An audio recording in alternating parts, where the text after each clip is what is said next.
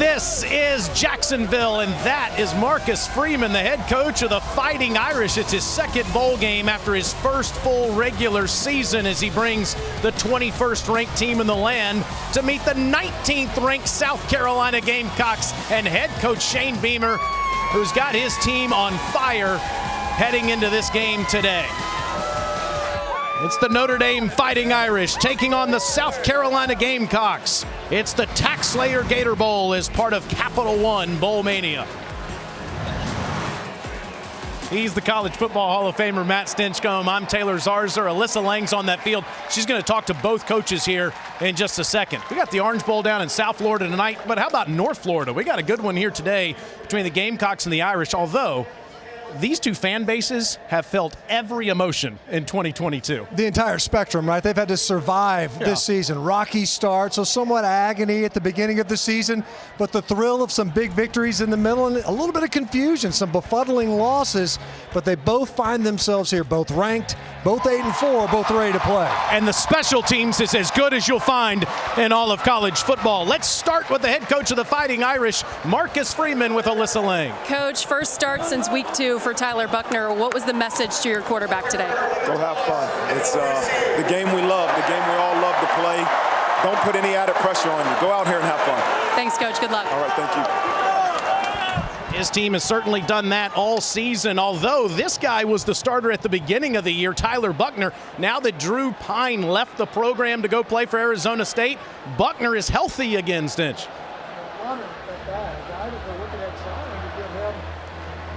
Off of stick lines. It's one of those guys where you can pick up where you left off. That would be fantastic. Almost 800 passing yards his last 2 outings. Really was a different quarterback as a passer in the end of that season. Boy, you said it. He was on fire those last 2 wins, much to the delight of the head coach of the Gamecocks, Shane Beamer, now with Alyssa. Coach, bit of a different team from the last time we saw you. How has your team prepared for this game today? They've had an awesome month. They really have. It's an awesome group to be around. We've had some of the most energetic, spirited, competitive practices we've had all year. We're certainly missing some guys, but we got a whole heck of a lot of guys that made some big-time plays for us down the stretch, and they're here with us today. Thanks, Coach. Good luck. Thank you. I bet he's going to empty the tank today. Without some of those guys, we may see some tricks from the head coach of the Gamecocks, Shane Beamer. It is 76 degrees. There's a little bit of sun, partly cloudy. I mean, you couldn't ask for better weather to play the 78th edition of the TaxSlayer Gator Bowl.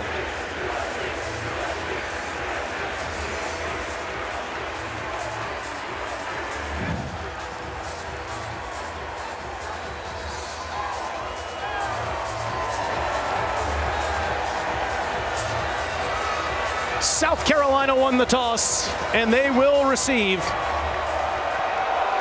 That is to carry on Joyner and Xavier Legette, and it gets past them. And the Gamecocks will start at the 25-yard line. Spencer Rattler, as you said, Stench, finished the season as strong as anyone in college football. Yeah, they finally just said, let's cut it loose. They've been begging him to do it all season long, too conservative, highly productive the last 2 times out. Finally just gave his playmakers on the outside an opportunity to go up and get the football, and they did just that.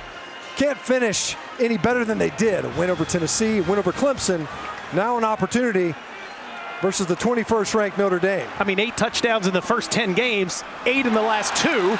And on the first play, it's Juice Wells, who had an outstanding season, but it is incomplete as they'll get to second down.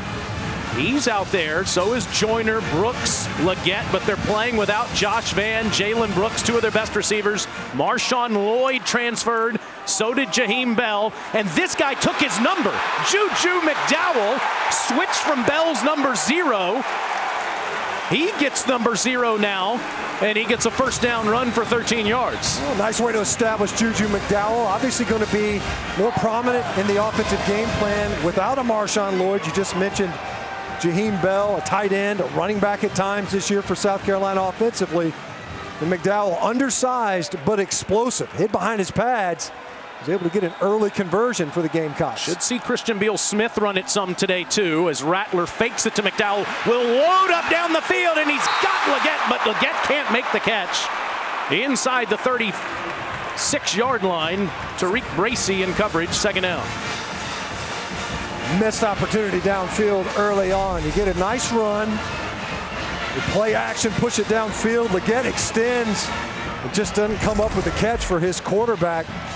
And yet another explosive play. South Carolina finished the season incredibly strong. At 22 plays of 10 yards or more in their big win versus Tennessee, and they're trying to pick up where they had left off there. Fake to McDowell, quick throw, and it's Atkins, and he's got a first down. He's right at the sticks. The only tight end left on the depth chart has been sensational in the last couple of games. The graduate transfer from East Tennessee State. And they love what Nate Atkins brought to this football team. Toughness, they'll block him out of the backfield. A transfer, son of the offensive line coach, Greg Atkins. And boy, did he prove pivotal down the stretch. McDowell running around, instead a little toss ahead to Leggett, and Leggett breaks a tackle and gets inside the 45-yard line. It's a pickup of 6 more. We can expect to see multiple players touching the football. It'll count as a pass, shovel pass, might as well have been a handoff. Ends up being like a counter. You pull your backside guard, you pull big Nate Atkins. It's just like a handoff inside.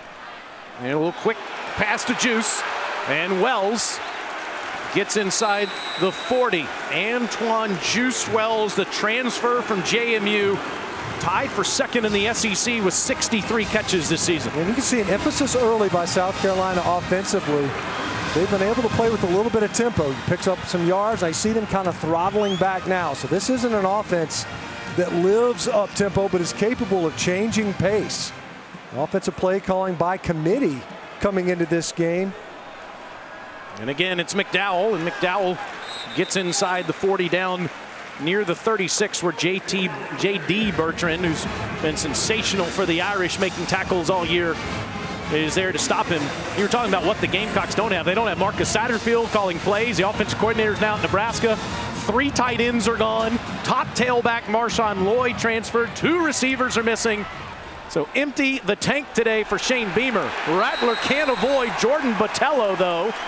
Botello came unblocked to make that sack, the loss of 2. Botello's going to get a little bit more time, quite a bit more time actually. No Isaiah Foskey for Notre Dame off the edge. Botello plays this very well. Looked as if Rattler was going to try to get the ball out quickly. Had that option on a wide receiver screen. It was covered, tried to tuck it and run. Botello did a nice job of playing the quarterback. Not a lot of rushing yards from the quarterback position for South Carolina, despite Rattler being a mobile quarterback. 3rd and 8 for the Gamecocks. Rattler in trouble, throws, it's caught by Atkins, wide open, past the 20, inside the 15.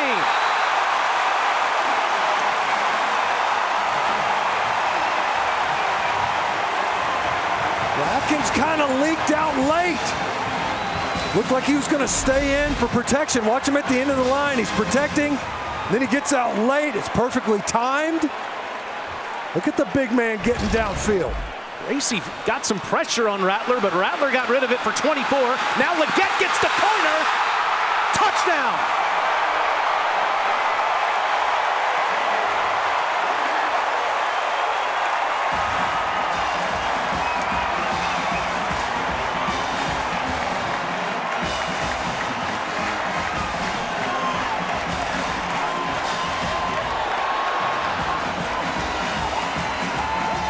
About the Gamecocks on the first drive of the game, with all they're missing offensively, march down the field, 10 plays and 75 yards.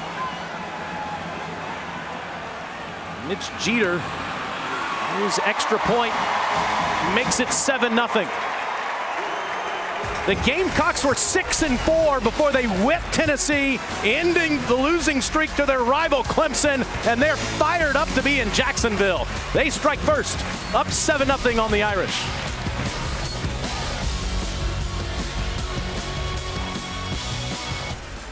What a beautiful Friday afternoon in Jacksonville, Florida. The Gamecocks march down the field on the strong arm of Spencer Rattler, 5 of 7, 60 yards.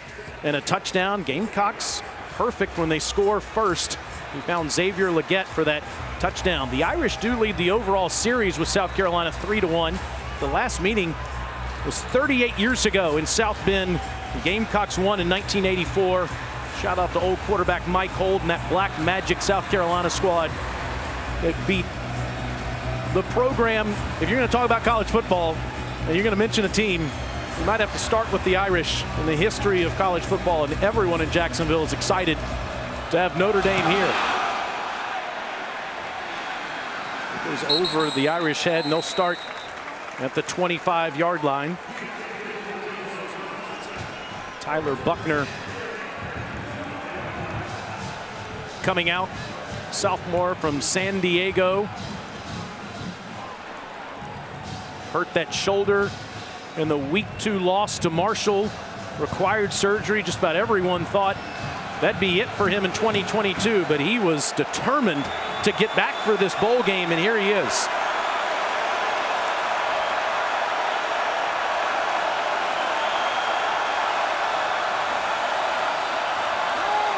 And on the first play, he fakes it to Diggs, and it's too strong for Styles. Incomplete.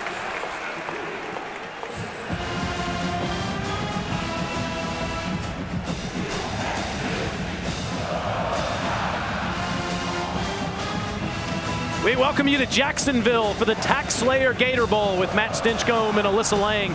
I'm Taylor Zarzer. South Carolina on their first offensive possession went down the field and scored a touchdown and leads 7-0. This is Tyler Buckner and the Irish on their second offensive play, and Logan Diggs might get 2 yards.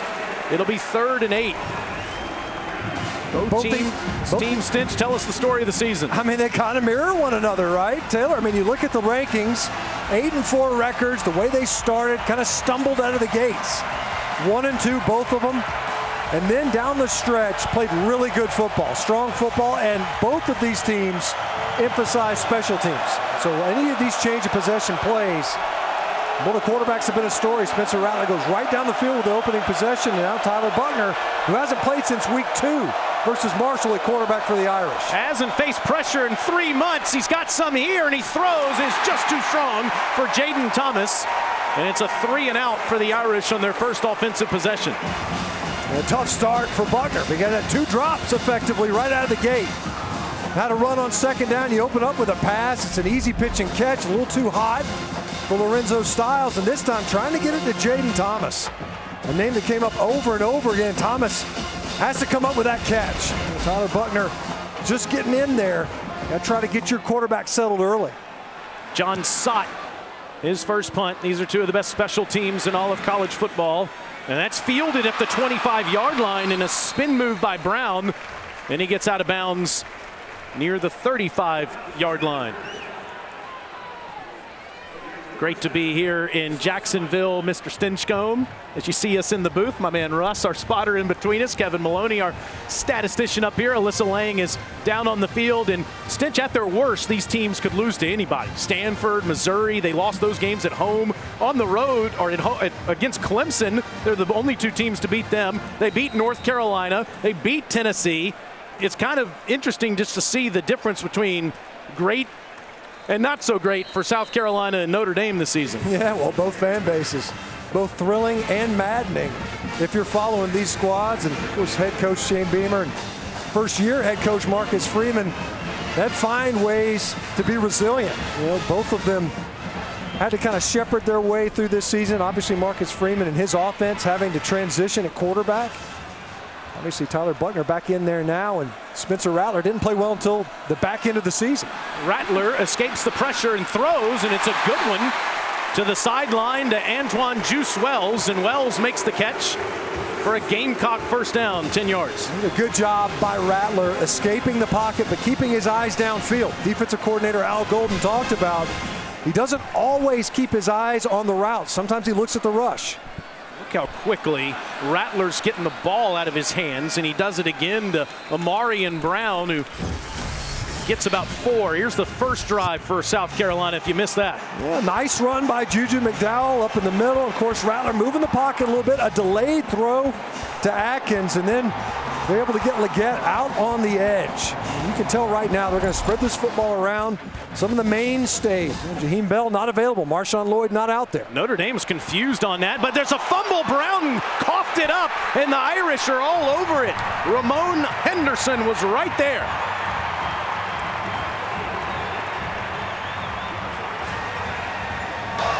The ruling on the field is a catch recovered by the defense after he fumbled it. Gamecocks had all the momentum, and Brown coughs it up, and here's the Irish chance. What a huge play for the Notre Dame defense. They needed this more than anything else. It looked like Brown, I don't know that Tariq Bracy knocked this ball out. It looked almost like Brown just lost it. Usually you see a defender kind of raking it out. Brown just loses the handle. He's trying, it looks like, to switch hands. The ball ends up on the turf. And the Notre Dame defense has been on its heels so far in this contest. A huge turnover to get their offense the ball at midfield. Midfield for Buckner. He gets rid of it to Diggs, and Logan runs straight ahead for just over 7 yards. Let's take you back to week number 2 against Marshall. Buckner just trying to escape the pressure here and gets tackled and injures his non-throwing shoulder stench, which required surgery. Yeah, and you can see an immediate pain. A really physical runner, very effective runner is Tyler Buckner, and falls right on the point of that left shoulder. As you mentioned, non-throwing. That will definitely impact how you play him in this game. He didn't get to practice for the bulk of the season. You can't just run him with impunity. Well, and if he escapes the pocket stench, does he slide? Does he go head first again? Well, he's been practicing, he said. 2nd and 3. Buckner quickly gets rid of it, and it's caught right at the chain to Chris Tyree, Mr. Everything. It looks like he'll be marked just about a half a yard shy. Had such a great Fiesta Bowl last year as a receiver. He's turned into more of a running back behind Diggs and Estime this year, and it is short, 3rd and inches. And Buckner lowers that shoulder and gets the first down. Nice push by Chris Tyree as well in the back end. Got over the football quickly, and something that Notre Dame will seek to try to do in this game, establish that downhill running attack. Big physical up front. They have a size advantage. Their offensive line is intact. South Carolina not only undersized but undermanned without their best interior defender in Zach Pickens. Of course, the Irish playing without Michael Mayer, one of the best tight ends in the country. Buckner throws a one-on-one ball over the head of Deion Colsey, who's covered up. It's 2nd down. Tommy Rees has spent a lot of time with Tyler Buckner in the last couple of months. The offensive coordinator for the Irish has had Buckner in the booth with him the last couple of months. He said it was really fascinating. You know, something he thinks will aid Tyler Buckner in this game, and he's seen it in practice. He sees the game differently. I hadn't had an opportunity to hear a game called, or at least be in the box while it's being called, and see it unfold right before your eyes. Tyler Buckner talked about it. I see the game a little bit differently. I see the defense and how we're trying to attack it a little more clearly. Tyree leaving the backfield. There's a flag down as Tyree does run around the, runs around the left side, and this looks like maybe an illegal motion penalty. Here's today's referee, Mike Cannon, in his final game. Illegal motion. Offense, number 7. 5-yard penalty. 2nd down. Mike has officiated national championship games, has represented the Big Ten Conference in college football so well through the years. Some great weather for him to call it a great career. Yeah, and you see on that play, you know, Tyler Buckner has not been out there, and they talked about it's not the rust necessarily, the mechanics of throwing or running, but it's the operation of the offense. So that time, Estime, who had already motioned out of the backfield, but he was heading upfield. You know, the pre-snap operation, ball might have been snapped a little bit later than intended. You get that illegal motion and the 5-yard penalty. Buckner, plenty of time, throws too strong, deflected off of the hands of Holden Stays. It's 3rd down, and that could be a big story today, Stench, as Mayer had 67 catches this year. All the other tight ends have 1. You see Brad Johnson able to get there late. Obviously, Buckner had that quarterback sneak on the 3rd down earlier. Not a ton of contact on that one. We'll obviously keep a very close eye on Tyler Buckner after some of these throws and that surgically reconstructed shoulder of his, that clavicle on his left side. Check the crowd noise. It's like a home game for South Carolina. Buckner steps up, throws, and Stays makes this catch. 1st down Irish inside the 30. Make that Mitchell Evans. That's Mitch's first grab of the season, if you can believe that. Now that Mr. Mayer is watching from the stands, it's Mitch's turn. Yeah, and talking with Tommy Rees, offensive coordinator and play caller for Notre Dame, is He said, look, we expected it to be Mitchell Evans and Michael Mayer. A lot of 2 tight end looks. Evans, banged up in the season. Really physical guy that can kind of take up the mantle of what has proven to be one of the best, most well-rounded tight ends in Michael Mayer. 18-yard completion for the redshirt freshman. Buckner fakes again, slings it out sidearm, caught inside the 20. Making a move down to the 15 is Jaden Thomas. And Thomas has a first down. Boy, did all the coaches rave about the month that Thomas has had coming into this game. Yeah, they mentioned he kind of started to emerge last year. Fiesta Bowl preparation versus Oklahoma State, a guy that they said has really rounded into form. And of the comfort zone receivers right now, they think Tyler Buckner's going to look for number 83 a lot in this game. He's got a catch in 10 straight now. How about that arm angle by Tyler Buckner to get that ball out? It's a little Mahomes-esque, wasn't it? Irish in the red zone. Settled for too many field goals in offensive coordinator Tommy Rees's mind. Diggs spins and gets a yard or two down to the 15-yard line where he's gang tackled. It'll be second down. Really well defended that time. Just tried to bounce it out there. And Keenan Nelson, true freshman, has barely played all season. Forced into this ball game. A lot of departures from South Carolina defensively. They said he's been kind of pushing for more time. He's only had a few snaps over the course of the season. And defensive coordinator Clayton White said it's time. Well, he's got his name in the box score. And second down, a fake toss. Buckner stands tall, end zone incomplete. Searching for Tobias Merriweather. Good to see him back in the game, though limping a bit. He had that concussion, of course, in the middle of the season. Just one catch on the year. You know, for Buckner to have missed as much time as he had, and to be more prominently a runner, just really the one deep ball that was off target. Everything else has his receivers have had an opportunity to make a play on the ball. Well, check to see if South Carolina can get pressure. They've gotten to Buckner earlier in this drive.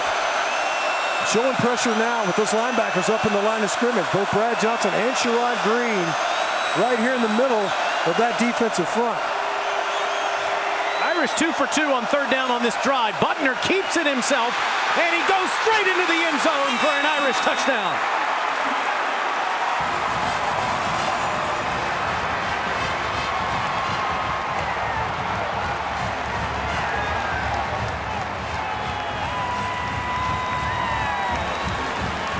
You wondered if Tommy Rees would call Tyler Buckner's number today.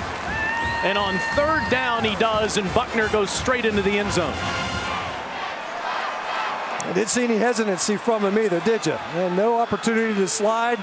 Smelled that end zone. And the Irish, an extra point away from knotting it up. Blake Grupe ties it up at 7. Well, it started with the fumble. Notre Dame gets the ball at midfield. South Carolina was rocking and rolling, and the Irish offense take advantage of it. They march right down the football field, and Tyler Buckner using those legs, and the Irish are on the board.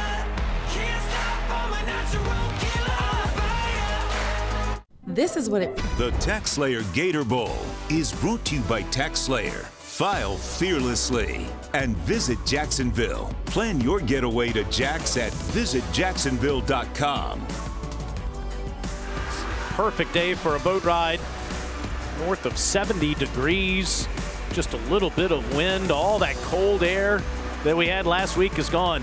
Hey, Tommy, it's Tyler. Can you hear me? I've been next to you all season, man. Look, running right into the end zone for a touchdown to tie it up at 7 apiece. Great to be here in the 78th edition of the game. Notre Dame 1-2 in this game. South Carolina is 0-4.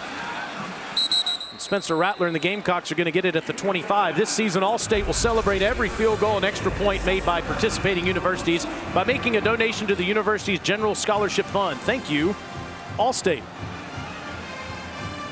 Let's see if South Carolina can pick up where they left off offensively. Those first 2 drives, very promising. Obviously, the first one, you go right down the field, you score a touchdown. And they were moving the football in rhythm on that second possession. Well, Marion Brown just kind of dropped that football, trying to switch hands. And And a motion to an empty backfield, multiple formations. Quick throw that's caught by McDowell. McDowell gets nothing, might have lost a yard or two. Down to the field in Alyssa Lang. Yeah, you guys were talking about this South Carolina team and all the changes over the last few weeks. Certainly offensively, they hired a new offensive coordinator a couple weeks ago. Obviously, new guys starting positions. I talked to quarterback Spencer Rattler this week about how he's handled it. He said he had so many conversations with Coach Beamer. The trust is there to put him in a great position to run this offense. He made it really clear to his teammates, we are all we need. On second down and 12, it is a give to McDowell, and Juju breaks a tackle, and there's a face mask. Maris Leofow grabbed the helmet of Juju McDowell.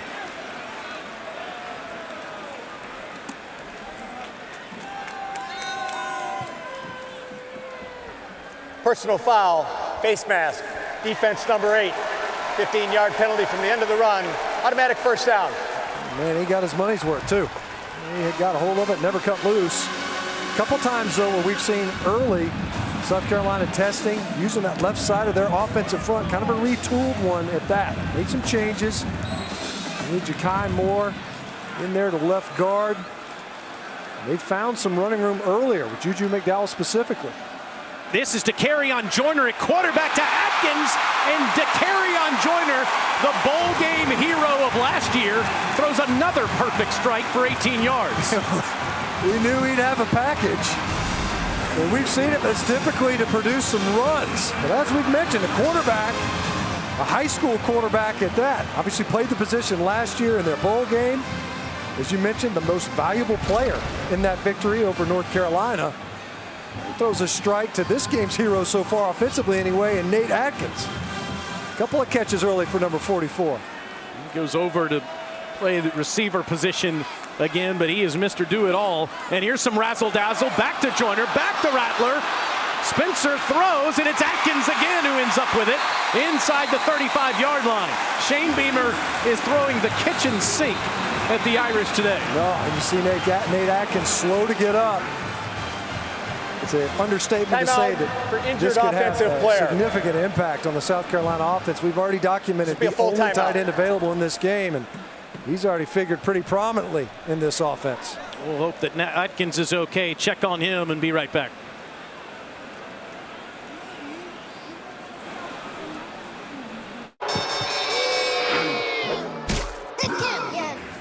Head coaches of both of these teams have done an outstanding job. Shane Beamer guiding his team to a winning record last year, and then becoming the first coach ever to have an unranked team beat 2 top 10 teams in a row. Before the game, he had a chance to meet Marcus Freeman. How you doing, man? Good. Good to see you. Good year. Thanks. Same to you. Yeah. Everything fun good? watching you, man. You too, man. You too. Week been good? Yeah, man. At least it's finally got a little bit of weather. You know what I mean? Listen, we left. It was negative. Negative. I mean, oh man. I mean, it was cold everywhere, but I know it was brutal up there. Yeah, it was, man. Happy for you though, man. You too. At least we get some practices in, you know what I mean? And develop these guys and get the younger part of our roster getting some practices, you know, and so it's good, man. Get a chance to try to finish it off the right way. No doubt. Figure this thing out. Yeah, you did a great job. I appreciate it. The adversity early on like we did too, and just kept getting better. So they played their butts off. They're fun to watch. Let's try to maybe get together after the season. Yeah, I'd love to. Together, I'd love to pick your brain on some stuff. Same here. Good. Really respect what you do. Yeah, likewise, Thank man. you. All right, Coach. Yep. It's great to hear that before the game with these two that are pumped to be here. You saw Joyner at quarterback, and he's in the Wildcat again. Saw this so much last year in the Duke's Mayo Bowl as he was the MVP of the game.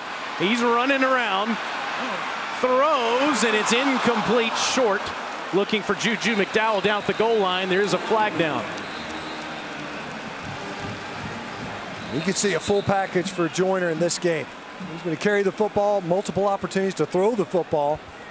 That time looked like he was trying to get it to McDowell, leaking out of the backfield. He's going to bluff like he was going to block initially. Not dissimilar to what Nate Atkins did earlier. Joyner nearly able to improvise and get a completion downfield as McDowell worked back to the football. You consider it with the number of departures, new play callers by committee. Impressive game plan so far from South Carolina. There are 2 fouls on the play, one against each team. ineligible receiver, offense number 3, personal foul, roughing the passer, defense number 17. Those penalties offset. We'll repeat first down.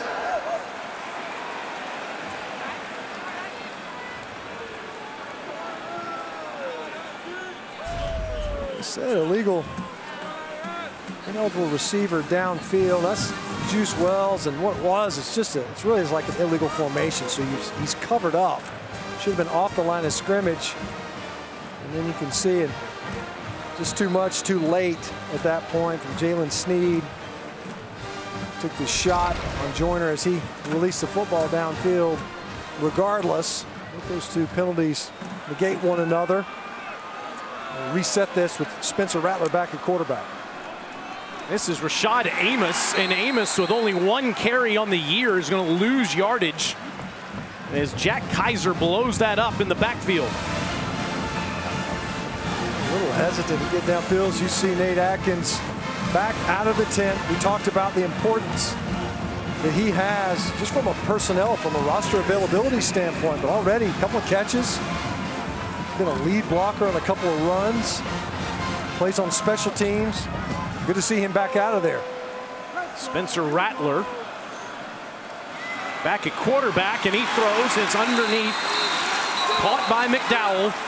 Quickly down to Alyssa. You guys just saw Nate Atkins on the sideline, just got out of the injury tent. I'm told that it's a hip flexor. They're hopeful that he should be able to return, but still monitoring him down here, guys. They sure need him, Stench, as you said. And Austin Stogner went back to Oklahoma. Jaheim Bell went to Florida State. Trayvon Kenyon no longer with the team anymore either. He's the only tight end they've got left, unless Shane Beamer's got something else up his sleeve. Yeah, Matt cheated him a couple of catches. He's got 4 targets, 4 catches. A big part of what they're doing on offense. Key third down here. Rattler's got time to the end zone. Incomplete. Nice coverage by Xavier Watts on Xavier Legette. Xavier Watts got his hand around just in time, because it looked to me like Legette might be able to extend late for this football. Nice protection, clean pocket for Rattler. And Watts kind of rallied because watch Legette get on top of this route. And it looked as if Watts wasn't going to get his head around, and does at the last second break that pass up. Pressed into action in the last month of the season. They go quickly, and this time it's a wide open touchdown for the Gamecocks. How about some razzle-dazzle from South Carolina? Hunter Rogers, touchdown.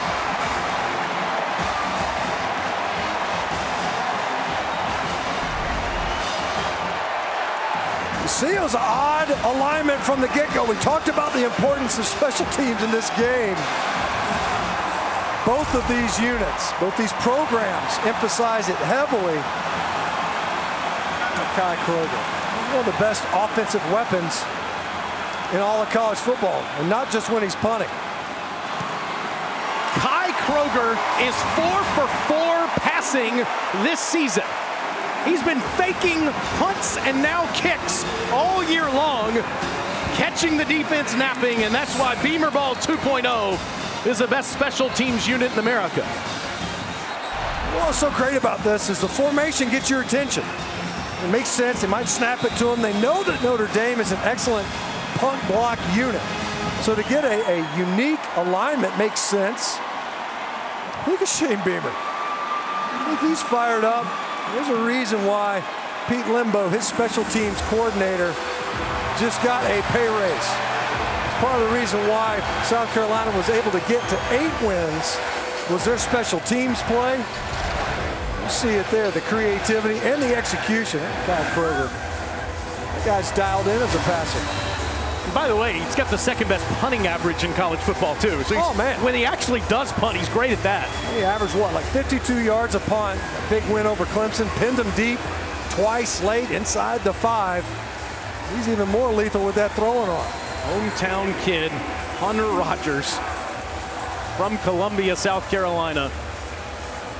Gives the Gamecocks the lead with 2:27 to go in the first quarter. And Notre Dame starts at the 25. Tomorrow, Iowa and Kentucky square off in the Trans-Perfect Music City Bowl in Nashville. Both teams went 7-5 this season. Coverage begins at noon Eastern on ABC.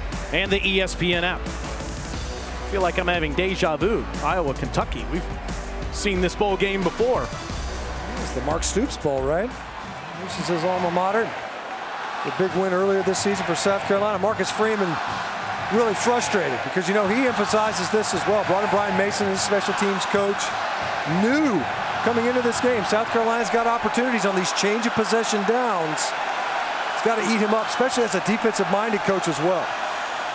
Buckner was terrific on third down on that first drive. He's throwing on first down to the South Carolina bench, facing some pressure from big Jordan Birch. Yeah, confusion on that play because both of his would-be receivers, they're looking to block.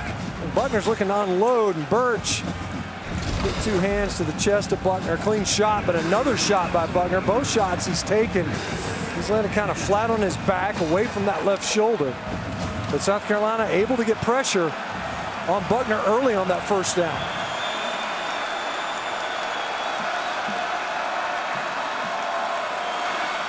A toss goes to Lindsey. Lindsey on the sweep gets the edge, and a first down for Notre Dame out past the 37. Great Lindsey, another guy they want to try to get some touches to get out to the edge. We talked about Notre Dame maybe trying to ground and pound. Put South Carolina in a phone booth. Just try to put him in a meat grinder. That time, though, able to lance the edge. It's Estime. And Audric moves the pile near the 43-yard line. How about the year that Audric has had? Sophomore from New York. Only 7 carries on the season last year. 142 this year, leading the team with over 800 yards rushing and a whopping 11 touchdowns. It's a rolling ball of butcher knives. 230 pounds at 5'11". Straight at him again, and maybe gets half a yard. There's Jordan Birch back in the backfield early again. Made Estime stop his feet. You know, that's the thing with these big backs. You can get them to stop their feet. It's hard for them to get going again. Once you give them a head of steam, that's a losing proposition. But get them to stop their feet in the backfield, you give yourself a chance. You've seen Notre Dame and their third downs. In this game, Tyler Buckner, he's completed a couple balls. Not a comfort zone down, though. And we've seen South Carolina able to get some pressure. Last time, though, we've already seen a QB draw. See if they dial that up again. Time on 3rd and 4. Buckner's pass is deflected and intercepted. Here goes DQ Smith. Touchdown, Gamecocks.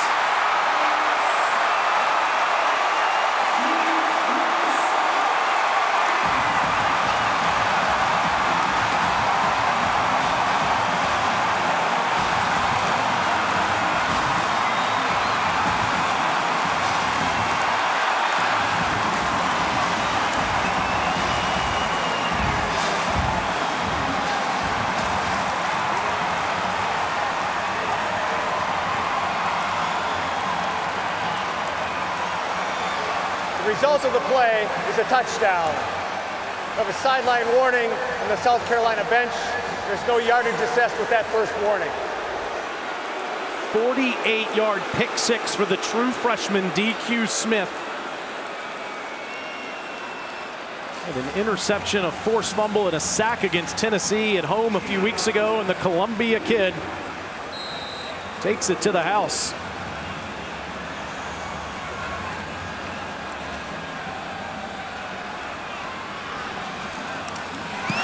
Mitch Jeter makes it 21-7.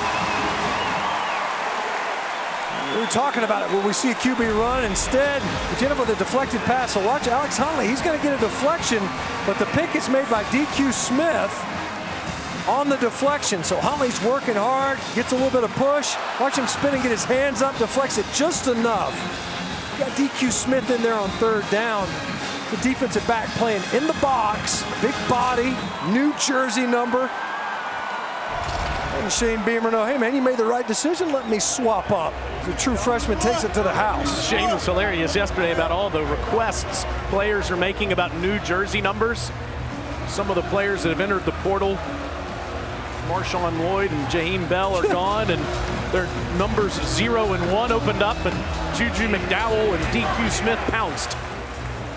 Numbers they wanted. He's got his own folder. We had this active folder of all these guys, a bunch of clothes-wearing animals, man. They just want to change out those jerseys. Those first quarter points that South Carolina has scored this season, 21.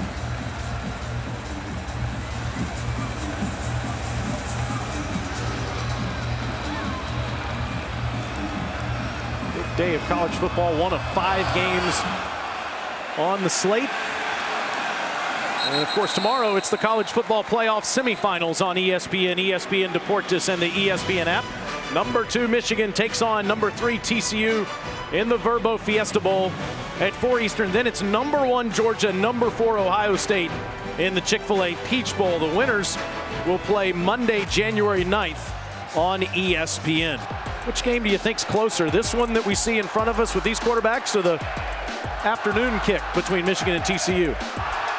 Yeah, I actually think that it's going to be this Georgia-Ohio State game. And I don't know how close it ends up being. A couple of Heisman candidates. Obviously, TCU has theirs as well at quarterback. Big playmaking ability by that Ohio State Buckeye offense. See if the Irish can get back on track after the pick 6 as Diggs takes it straight ahead. Only gets a couple. See if they can't get that ground game going a little bit. Just enough to take some pressure off the passing game. You're able to hit some shots, especially on some key throws, but keeping in mind that not something that they want to make a living at, this passing game. You know, part of it's a function, too, of you're without your top targeted receiver, regardless of who was at quarterback. And Michael Mayer had 105 targets this season. So you're absorbing basically all these pass attempts. The rest of the receiving battery and tight ends, they just haven't seen a lot of balls come their way, and certainly not from Tyler Buckner. Last play of the first quarter if Buckner gets it off, which he does not. That's the end of the we knew first that Shane quarter. Beamer was going to empty the tank on the Irish today, and that's what he's done. The fake field goal from Kroger to the long snapper, Hunter Rogers, and then the pick 6 for DQ Smith. Gamecocks up 21-7 at the end of 1.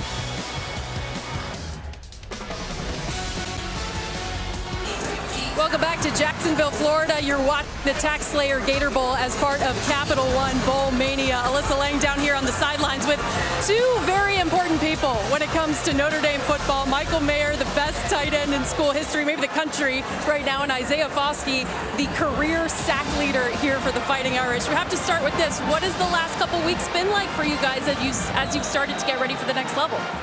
You just think about the next level going to the NFL. It's just a big process getting really to know it, but like really just like a time to really lock in and just prepare yourself for the NFL. But that's everybody's dream. That's everybody wants to get to that opportunity. It's just blessed to be in this opportunity that we're in right now. It's been good. It's been a little reset for me. You know, after the season, it was a long season. Being able to go home and, you know, train and kind of just hang out with family and friends and reset before things really get crazy here in the next week when you really start preparing for the NFL draft. But it's been good to hang out with my family and friends, and you know, I'm getting ready for the next level. You guys both got in today because you weren't going to miss this for the world. You got in at 3:30 on the dot. What have you seen so far from your team? What have you guys been saying to them out here? I've been coaching up everybody on the D-line and the linebackers, the stuff that I've seen on what the offense has been running. And that's basically all. I've been coaching up the D-line, basically just to end, just giving a little tips and points from what I've learned from this whole NFL process. I'm working with BT Jordan with pass rushing. It's just like anything that I can help with. When it comes to Tyler Buckner, we know the journey. And what have you seen from the offense so far? They're moving the ball. I mean, you can't say they're not moving the ball. I think we just need to put some more points up there. And, you know, that tipped pass kind of hurt us. But the offense has looked pretty well. You know, I got my guy, Mitchell Evans, out there, 88. He really hasn't had a chance this season to do a ton of things and a ton of opportunities. But I told him, look, man, I've seen you make tons of plays in practice. I know what you can do. Just go out there and do your thing, man, just like you do every day in practice. Before I let y'all get back to watching the game, Coach Freeman about to wrap up his first year as head coach. What is it like to play for him? No, it's great. My bad. It's great to play underneath Coach Freeman. That's one of the reasons why I came back, to play underneath Coach Freeman. I see him as a father figure. I wanted my success to be his success. That's one of the big reasons why I came back. So it's just great to play underneath him. I love Coach Freeman. He's one of my favorite coaches. You know, he took on this program this year, and that's not an easy thing to do at all, especially when your starting quarterback gets hurt and things like that. So this program is going in the right direction. Coach Freeman knows what he's doing. They got tons of good coaches in this system, and you know, I'm excited for what Notre Dame holds in the future.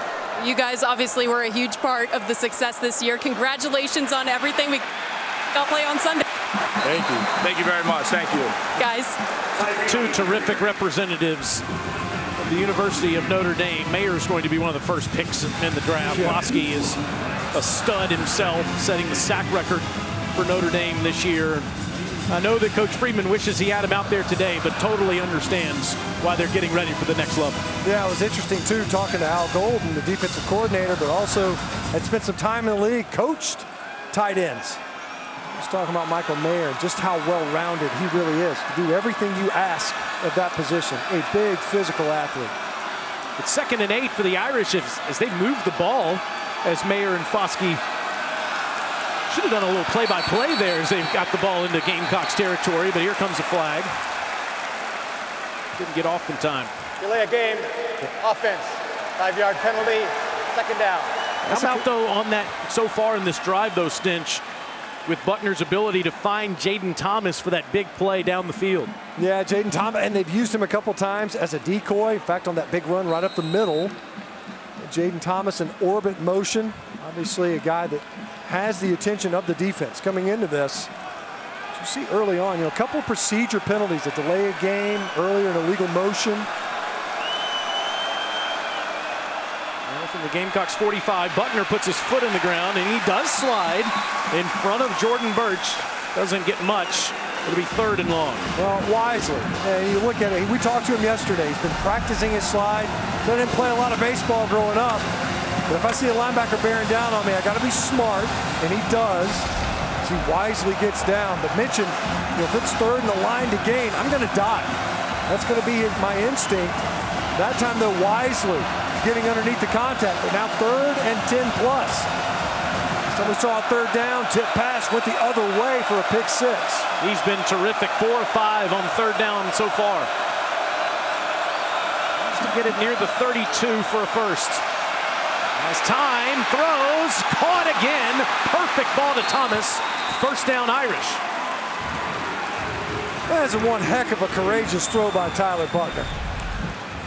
Protection breaks down late. Jordan Birch, you see him, grills Buckner, and he throws a perfect ball to Jaden Thomas. I mean, you could not have stood in there longer or thrown a better ball. Even out of a clean pocket would have been an impressive throw. Jordan Birch, he called his name a couple times in this game already. That time he was able to beat 2 blocks, would-be protectors, to get to Tyler Buckner, who has taken some shots. And I don't mean downfield in the passing game, literally been hit hard several times. And he'll keep it this time, getting blocks. Wide open green grass in Jacksonville in front of him. And it's 1st and goal down at the 9. Got South Carolina in what's called regular personnel. 3 linebackers, a true 4-3 defense. Don't see that all the time. And Bam Martin-Scott, number 22 for South Carolina, just kind of got hung inside. It was wide open on the edge. For everyone wondering, why did Buckner win the job? You saw the way Drew Pine played all season to get the Irish into the top 25. Well, that's why. His legs. Certainly his courage to stand in the pocket and make those throws, but his ability to extend plays and use his speed is why he won this job going into the season, and it's 1st and goal Notre Dame. It's given to Estime, and the big back will get down inside the 7. See Estime, big pounder. They put some big bodies in there too. You know, Mitch Evans for 88. He's had some carries. Get him in a goal to go, short yardage scenarios, big physical tight end. You heard Michael Mayer talking about it earlier. He's already got a catch in this game. See Estime, a big physical runner as well when you get in the low red zone, those opportunities. 10th play of the drive.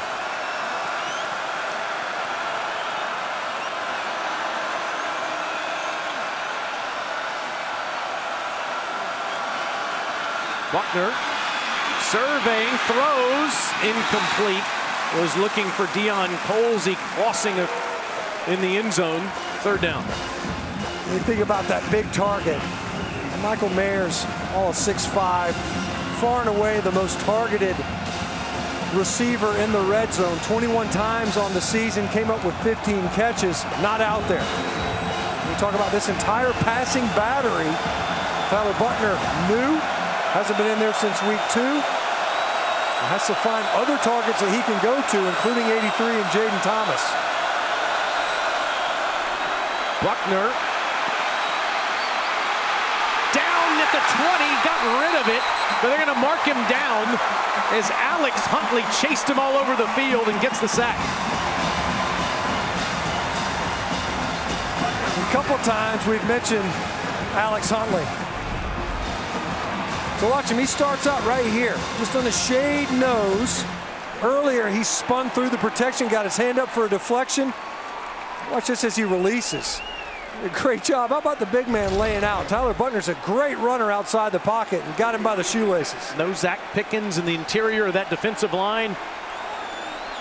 Some guys like Huntley need to step up today. And now a 37-yard field goal try from Blake Grupe, the Arkansas State transfer. Had a nice graduate season in South Bend, and the new score is 21-10. Gamecocks in the TaxSlayer Gator Bowl.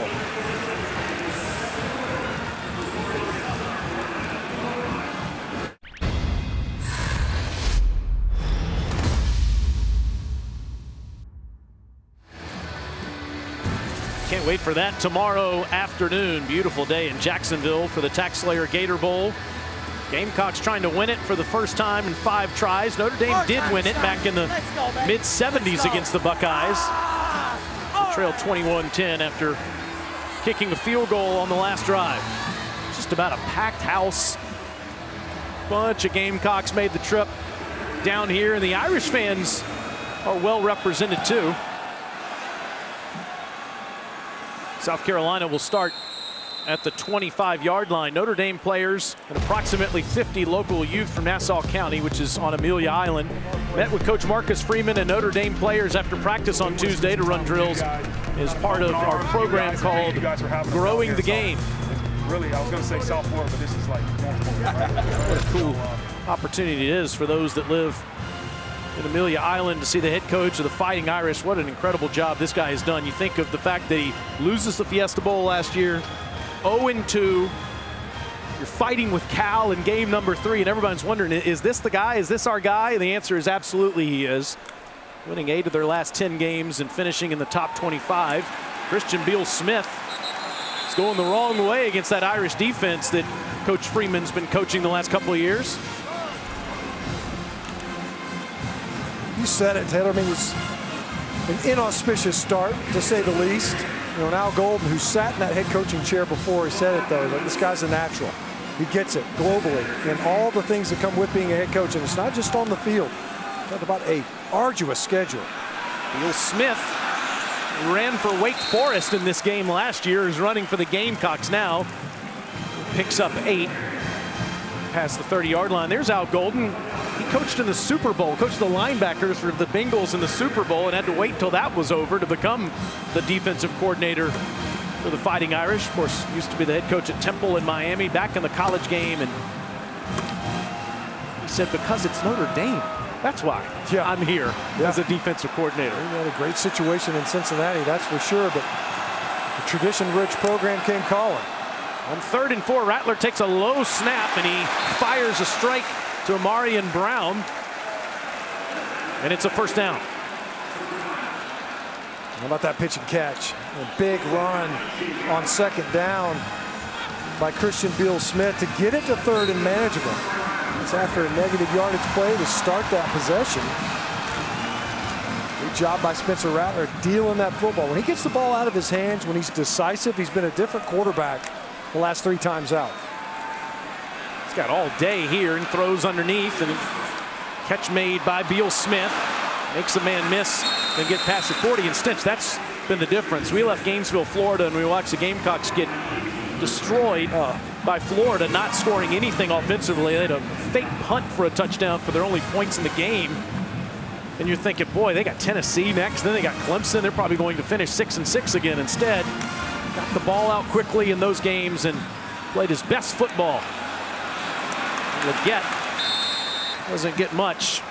Irish was ready for that. Yeah, well defended that time. Great job coming up. Good diagnosis. Prince Collie out there on the edge. It's like an RPO game. It's almost like zone read. You look at Spencer Rattler and how mobile he is, especially when you think Notre Dame. They faced Caleb Williams, his teammate at Oklahoma. Totally different player, though. Not a runner. He ran the ball 66 times coming into this game. Only 19 yards gained. He is a passer. So you see, like, empty backfield here. There's a chance you see QB draw because there's just no linebackers in the second level. Rattler's going to throw instead and fire a missile inside the 35, down to the 31 to DeCarrion Joyner. Mr. Bowl Game gets the Gamecocks back in Irish territory. Look at this. I mean, it's completely vacated in the middle. You see the safeties were playing outside the hashes. Clean avenue to deliver that football. A strike. Out of his hands to Juice Wells, and Wells goes inside the 30, down to the 27-yard line. I really think that this tempo has helped South Carolina offensively. You know, we've seen them a couple times. You see Juice Wells coming up a little bit nicked, it looks like. That was kind of an odd timeout tackle. for injured offensive player. The officials giving This Juice will be Wells a full chance timeout. to leave the field. Wells had a big game against Clemson, scoring 2 touchdowns, ending that losing streak, trying to beat the Irish today. The TaxSlayer Gator Bowl is brought to you by Toyota. Visit your local Toyota dealers today during the Toyotathon sales event. And Capital One, what's in your wallet? Gamecocks offense has been on the march all the first half, and they're in Notre Dame territory at the 27-yard line.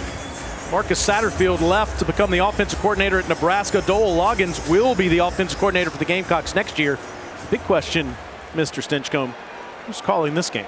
It looks like it's largely Freddie Kitchens and Nick Coleman. We've seen them in. Tonka Hemingway is out there on offense on this play. Rattler is going to throw to the end zone, and it's incomplete. Tried to get it to Joyner, just too far in front of him. Freddie Kitchens, Nick Coleman helping call this game, and they have defensive players on offense. It's a different number 5. This is Jordan Birch going all the way downfield. They talked about how they were going to put a couple of defenders in there. You would never expect to see Jordan Birch running a deep route like that. 2 number 5s not on the field at the same time. You can't do that. We knew Birch would play. We didn't know he was going to go trying to catch out routes down the field in the end zone. He just barely misses that one. Now Rattler throws over the head of Juice Wells, and it'll be 4th down. And Shane Beamer told us, he's like, we're going to put these big boys in the game. So talking Hemingway was in there. Big Jordan Birch was in there. And as I saw it unfolding, I'm like, man, I see number 5 running that. Man, Joyner, you wouldn't expect. We knew Birch would be out there. You just wouldn't expect him to be that far downfield. And fly that fast. And you see why he's one of the biggest recruits in the history of the state of South Carolina. It's a 45-yard attempt for Mitch Jeter, assuming he attempts it. Gamecocks been known to pull off a fake. They already did one in this game. And this time Jeter right through there. He's been perfect on the year. 11 for 11 for the junior from Salisbury, North Carolina. Gamecocks up 14.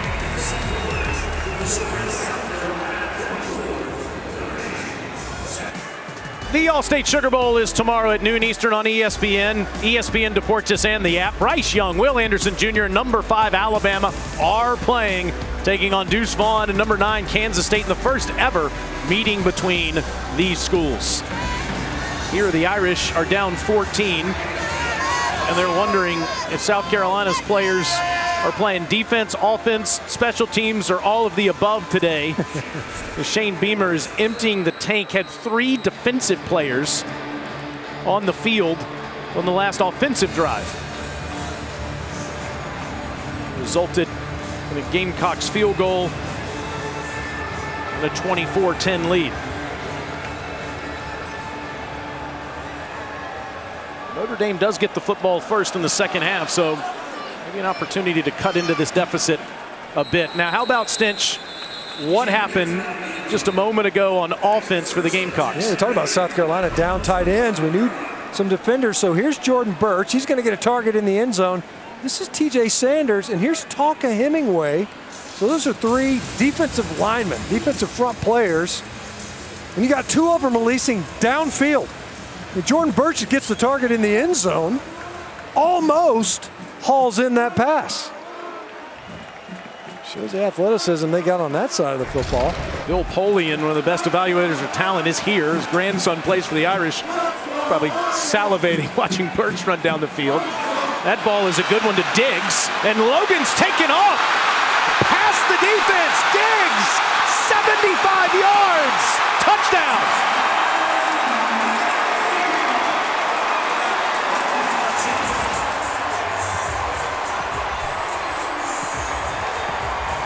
He only had 3 catches on the season. That's the longest play of the year for the Irish, and it's a 75-yard touchdown.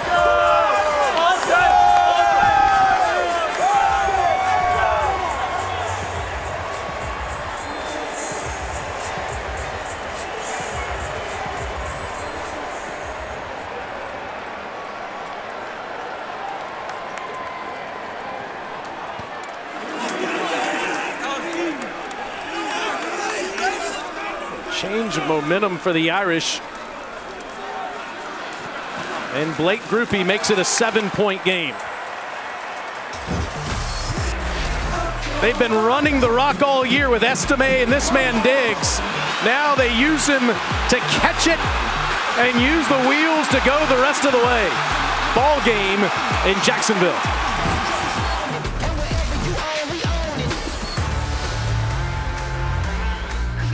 This is what it feels like. It's interesting. Notre Dame said they play a lot of man, and they do. So you see a motion man's going to pull Keenan Nelson all the way across. But watch, Stone Blanton, true freshman, he's got Logan Diggs man-to-man. Keep an eye right here on Marcellus Dial. Downfield, watch. He loses track of where the football is. He doesn't know until it's too late. Logan Diggs was almost even with him. He was still playing the receiver, had eyes on the receiver, did not know where the football was, and Diggs just blows right past him. Zach Yoakum kicks it past Leggett, and the Gamecocks will be back at the 25-yard line. Diggs and Estime carrying the mail this year for the Fighting Irish, but also effective out of the backfield for Marcus Freeman. An explosive play on something as simple as that, right? Just hit your back out of the backfield. You got man on outside. There's really one eligible after the motion, so you cleared out that side. It's almost like a clear out play, and see if your playmaker can beat the linebacker in space, and they were right. Back to work goes Rattler. He's been great so far, and he throws a good ball to Leggett. He makes the catch past the 30-yard line. Spencer already over 130 yards passing in this game on 17 completions. And you know what's been impressive, as efficient as he's been, is the throws that he hasn't made. There have been a couple where they've called shots downfield. The coverage was there. And so instead, what does he do? He dumps it off, takes an underneath throw. A couple of times he's hit Nate Atkins. He's been a good decision maker early in this game. Joyner is back at quarterback. He hands it off to Juju McDowell, and McDowell is right near the marker. It is a first down. We talked about these guys, Juju McDowell out there and Jaheim Bell's old uni, or old number rather. Probably different uniform, different last name and all. Gave him the number 0 though. McDowell didn't get a ton of touches this year. Picked up a nice block up front by Nate Atkins. We talked about him numerous times. South Carolina's done a good job of being very diverse in their runs. Hasn't been inside, hasn't been outside, been everything. Making you guess. And how about Leggett wanting to throw a pass? Nobody open down there. Instead, he's going to lose yardage back to the 33-yard line. Coming up at the half, it's the TikTok halftime report with Kevin Nagandi, Joey Galloway, and Jesse Palmer. Let you know what happened earlier in the Duke's Mayo Bowl. Maryland over NC State, UCLA and Pitt playing right now in El Paso. Of course, Shane Beamer got doused with Duke's mayonnaise last year. There is a pool here in the stadium in Jacksonville. Wash it off a bit different. Wondering maybe if he's in it. If the Gamecocks win this one today. That's caught and past the 40 up to the 41 goes Juice Wells, a pickup of 9. You see Wells holding his side, got up right away. As you see these guys swimming around, a lot less viscosity than the mayonnaise. It's almost like a hot tub, it looks like. They got bubbles in there. Check out those guys, they're excited. The water is plenty warm enough for it, that's for sure. We need to talk Coach Freeman and Coach Beamer. We're visiting that a little later. 3rd and 5. Irish trying to get off the field and tie this one up. Rattler throws, and it's caught but short. Omega Blake making the catch. But he gets grilled immediately by Jaden Mickey, the true freshman from California. A heck of a play, too, by Jaden Mickey. Nice trigger, got up there right away. You can see that. I mean, even the fans here in attendance. Notre Dame.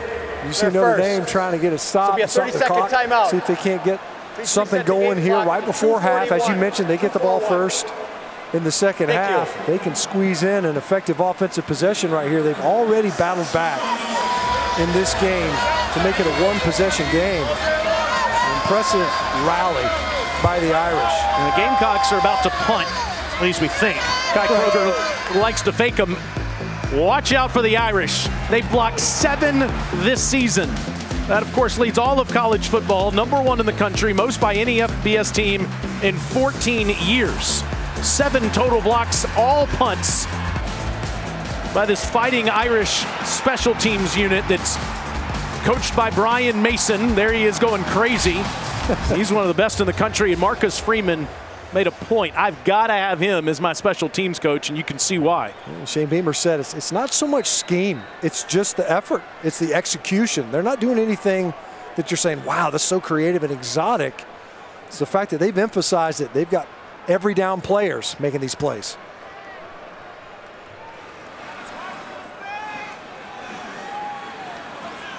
If Kroger does punt and doesn't fake, which is a big if, he's got a 46-yard average. 2nd in the country on the season. That's another cannon. Yeah. It's a beauty. Oh, little backspin, too.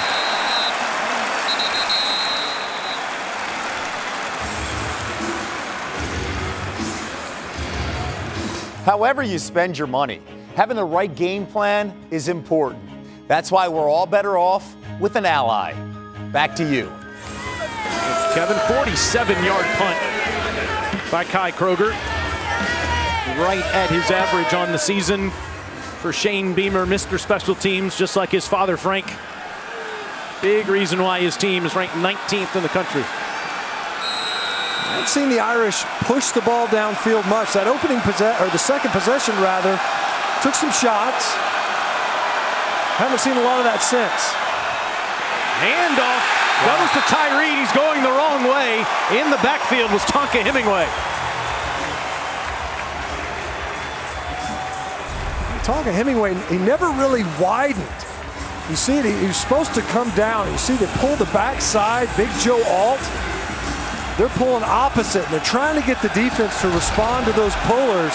Tonka Hemingway just played it straight upfield. Well, he was in the backfield just a moment ago on offense. Now he's doing the job he's used to doing on a loss of 7.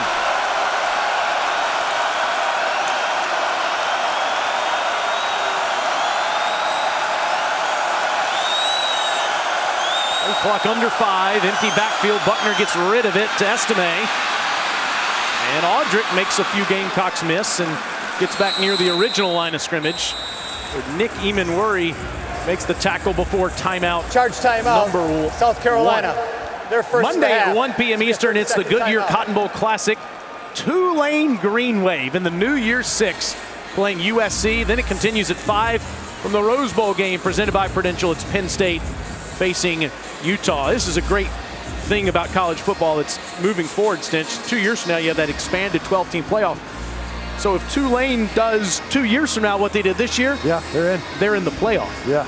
I mean, heck of a year for the Green Wave. A lot of good football players in that graphic right there. That's for sure. A Heisman Trophy winner. And of course, you see the format and the way it would break down, and incidentally, you look at that, conference champions. Yes. Big deal. You earn a first-round bye.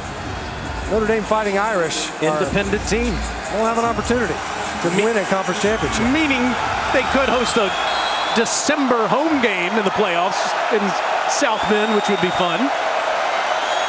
Got a little snow game, maybe. They have had hockey games there this time of year.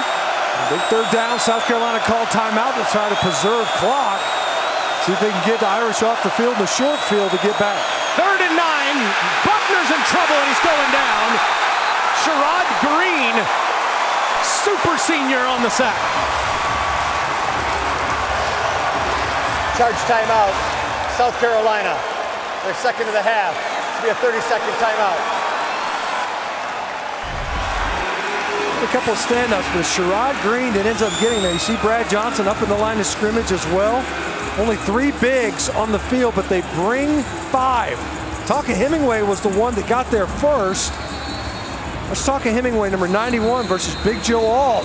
Edges him, forces him up in the pocket, right into the arms of Sherrod Green. Pretty darn good get off by Tonka Hemingway, and it got a step on the big left tackle of Notre Dame. They had 18 sacks all year, did South Carolina. They've gotten 2 sacks the last 3 plays. Well, we know Notre Dame can block it, but so can the Gamecocks. As John Sox under the goalpost, he gets it off. And from the 43-yard line is Brown getting the corner, but a flag does come in. Couple of them. Shane Beamer does not like it. They're going to get DeCarrion Joyner, I think, for a blindside block, and what they want you to do is just screen the defender. We have not heard from our rules expert, Matt Austin, yet today. Personal foul, illegal blindside block. Receiving team, number 5, during the return. 15-yard penalty from the spot of the foul. First down, South Carolina. Matt, back in August, you were coaching us up on these. How about this one?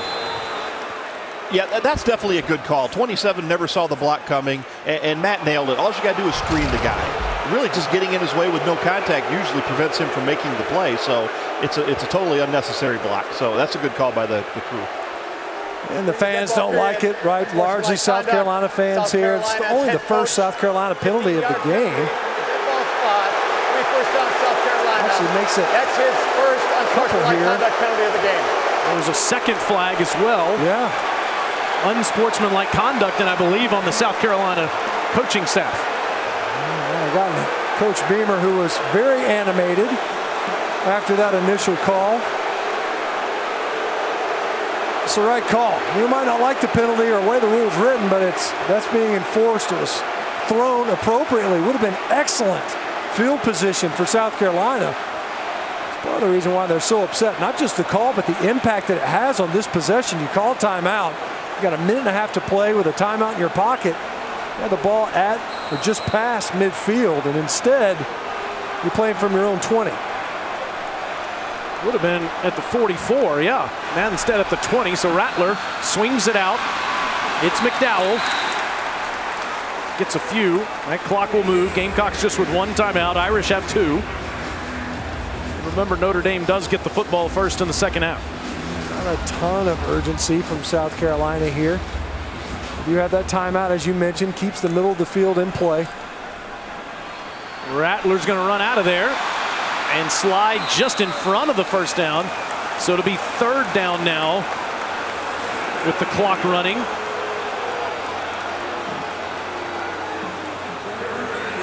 The fans still upset by that call. South Carolina a little bit more urgent here on 3rd down. Spencer moves the chains past the 35, up to the 38 goes Brown.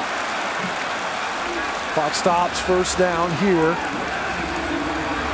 You see Spencer Rattler, as we mentioned, not a big scrambler, but just enough to negotiate that pocket. He's done a good job of keeping his eyes downfield versus pressure. About another 25 yards to give Jeter a chance. Rattler thought about faking, almost lost the ball, and stays upright and gets a first down to midfield. Did he lose possession of the ball? It looked like he did for a moment. Ball went nowhere. He catches his own pass. He did. He pitched it to himself. Unbelievable. Spikes it with 17, make it 16 seconds left. But an odd end to that play, Taylor, because watch him pitch it to himself. This is the first. Like a yo-yo. Pulls that ball back. But now you know you've got the first down yardage. Get down and end the play. Instead, you lost a couple, like probably another 4 seconds. Matt, Austin, how about the pump fake throw to yourself? Is that in your rule book?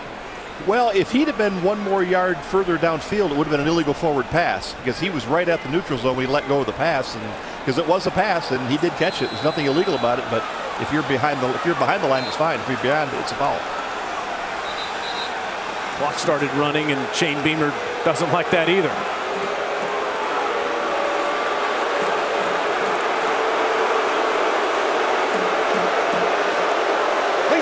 There's no doubt that man's passion is a big reason why the Gamecocks are ranked 19th in the country. Start on the snap. Clock's on the snap. No question. It's also a big reason why they started the possession on the 20-yard line. He's so upset. Lost his team another 15 yards.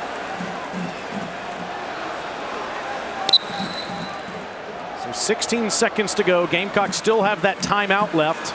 Need about another 10, 15 yards to give Jeter a chance, and that catch, unfortunately, is made by Leggett.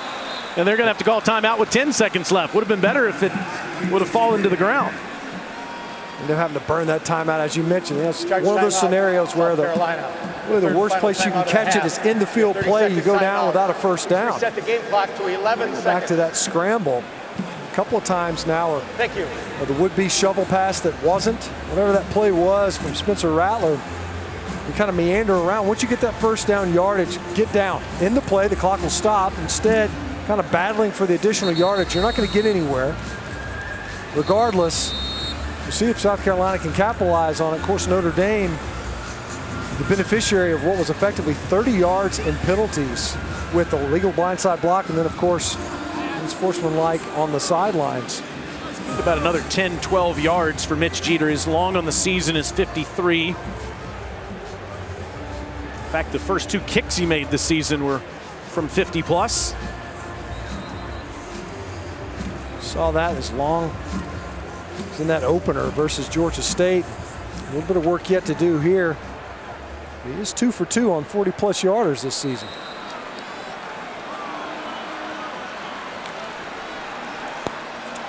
Rattler down the field, intercepted. Ben Morrison again, that's number 6 this year for the Irish.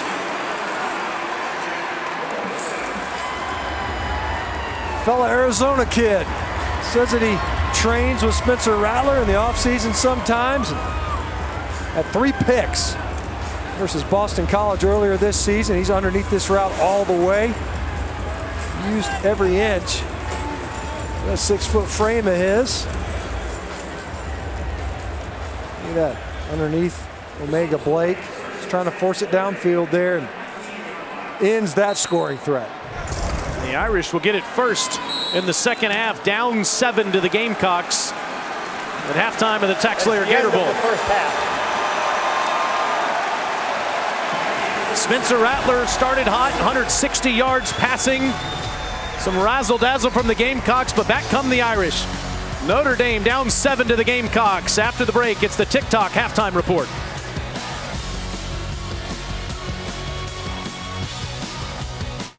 Welcome back to Capital One Bowl Mania.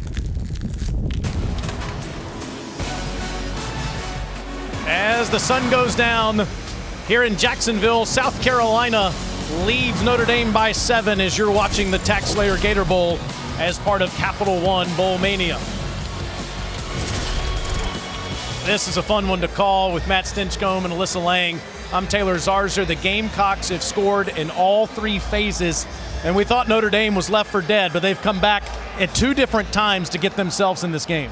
Down by 2 possessions a couple of times, 14-point margin, and what does the Irish do? They just find ways to battle back, but here's one of those phases. Kai Kroger, they line up in an unconventional punting formation, then a deflection and a pick by DQ Smith. New Jersey number, similar results. Defense finds their way into the end zone. But then Tyler Butner, it's just a simple pass, really just swing to your back out of the backfield. Diggs takes it all the way in for the touchdown. But defensively, South Carolina has played pretty well. In fact, there towards the end of the second quarter, gave their offense an opportunity to get the football near midfield. Instead, a couple of penalties pushed them further back, missed that chance, and the Irish, in a one-possession game, get the ball first. And Alyssa Lang caught up with Coach Freeman. Yeah, guys, I asked him what the emphasis was to his team at halftime. He said, don't beat Notre Dame, talking about self-inflicted wounds, said we need to settle down, both players and coaches alike. I asked him about the creativity that South Carolina is throwing at them offensively. He said, well, we can't get wrapped up in that. It starts with being sound in our scheme, specifically our defensive line. We have to get to the quarterback quicker to not allow time for some of those trick plays to develop, guys. Here they are, Alyssa. The Irish and Marcus Freeman down 7 to the Gamecocks with the football to start the second half. Tyler Buckner injured that shoulder in week number 2, back starting. And it's Logan Diggs trying to hurdle South Carolina defenders. That didn't work. Pickup of 1. Yeah, Brad Johnson with the suplex. He's just waiting on him. Diggs tries to go up top. Ill-advised.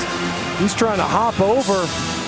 It looked like Big Joe Alt had pulled, or was right there on the ground, rather, on the left side of the front. Brad Johnson playing in his 59th game today for the South Carolina Gamecocks.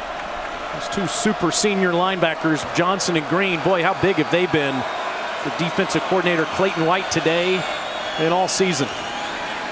Buckner on 2nd and 9 has an open target, but a bad throw beneath Tobias Merriweather. 3rd down.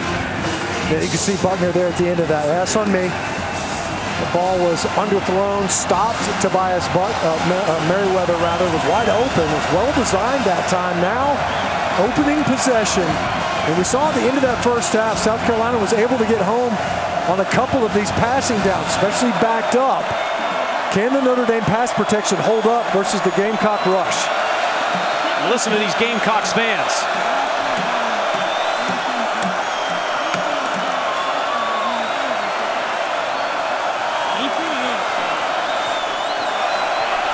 Buckner gets it off. Throws the deep ball, and it's incomplete. I think Merriweather lost that in the lights. They have. The ball definitely hung up there. Tyler Buckner took another big shot. Watch him stand in, and Sherrod Green comes in, just lowers the boom. We've seen that repeatedly. Continuance, what we saw in the first half. And you got guys landing around your feet. As these plays, takes a while to develop. Just what the Gamecocks needed, a 3 and out with a 7-point lead. Good kick by Sott. Brown with the fair catch at the 25. That's a 50-yard punt. Spencer Rattler sure was good in the first half. 161 yards passing, a touchdown. Did throw a late interception. We'll give him a pass on that one. You know, sitting there trying to make something happen there late in the first half. End up forcing one in there. Benjamin Morrison coming up with his 6th pick on the season.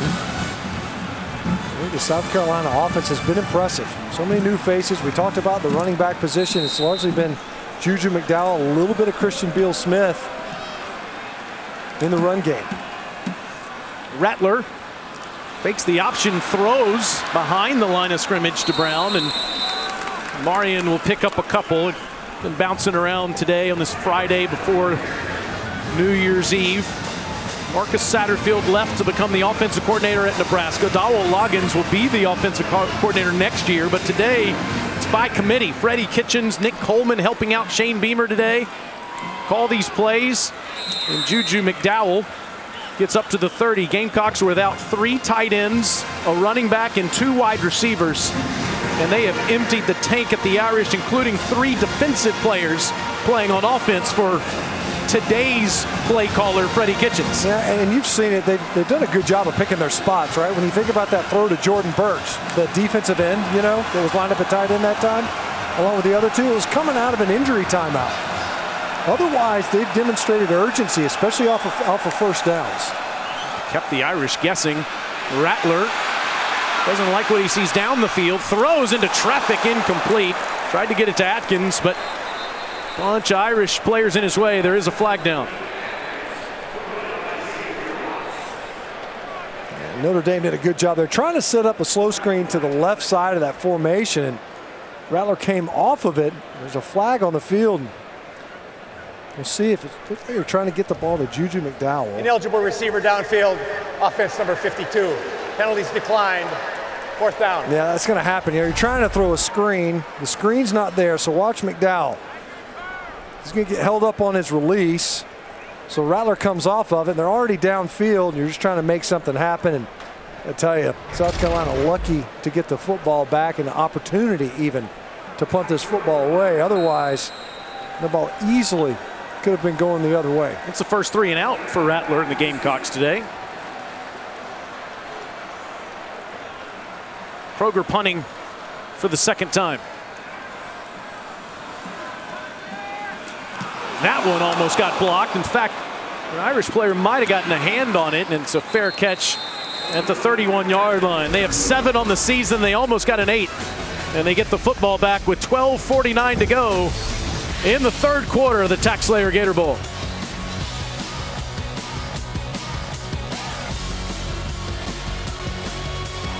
Tomorrow, Iowa and Kentucky square off in the Trans-Perfect Music City Bowl in Nashville. Both teams went 7-5 this year, and coverage begins at noon Eastern on ABC and the ESPN app. Let's take a look at the Bowl Challenge Cup standings, brought to you by Progressive. Big Ten off to a perfect start.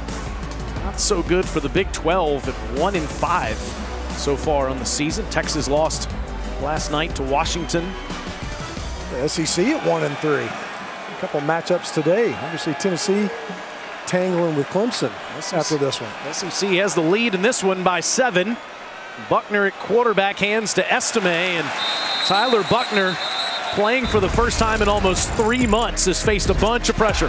He really has. You know, hasn't always had the option he wanted initially. So we've seen numerous times where he's getting popped as he's releasing the football.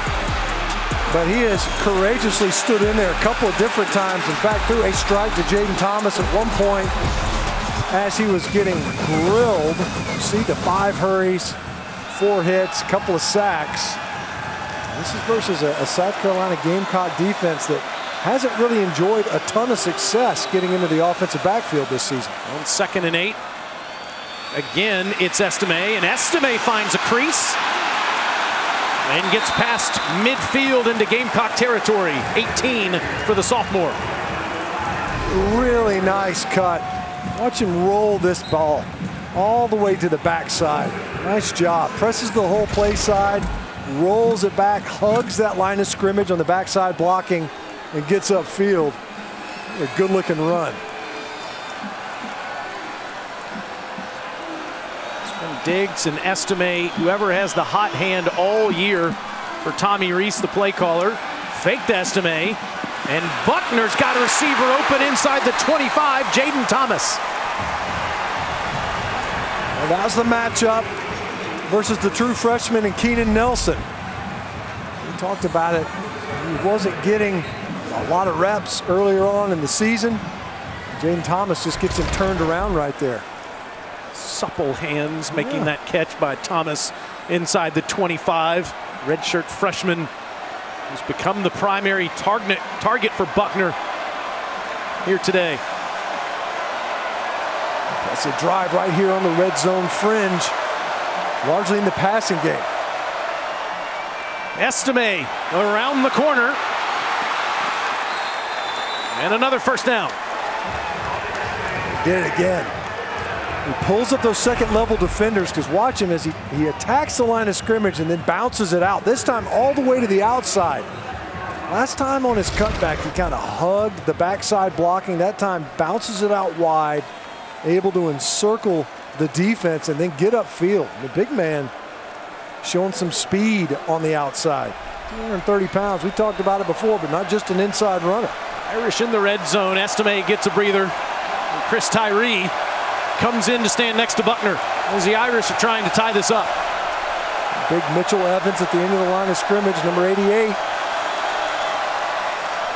Buckner takes it out of Tyree's belly, inside the 5 and back in the end zone.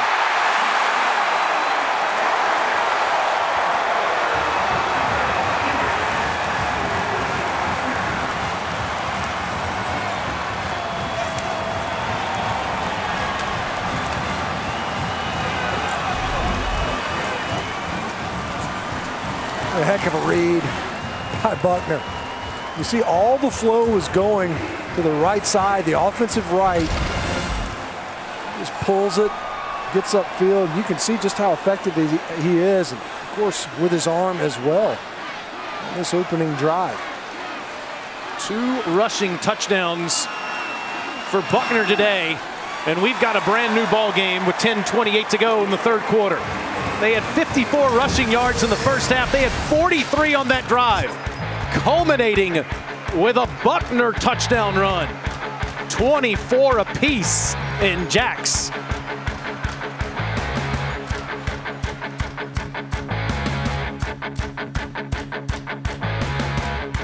The Tax Slayer Gator Bowl is brought to you by Florida's enchanted Amelia Island. Come make memories. You love to see that passion from the head coach of the Gamecocks. Right now, Tyler Buckner smiling. He's talking to head coach Marcus Freeman. Those guys have had each other's backs all season. You see the respect that they have for each other. Tyler wondered, everybody wondered, how would he play? First time out on the field since the shoulder injury in week number 2. How would he react to getting hit? He's run for 2 touchdowns today to now tie the score at 24.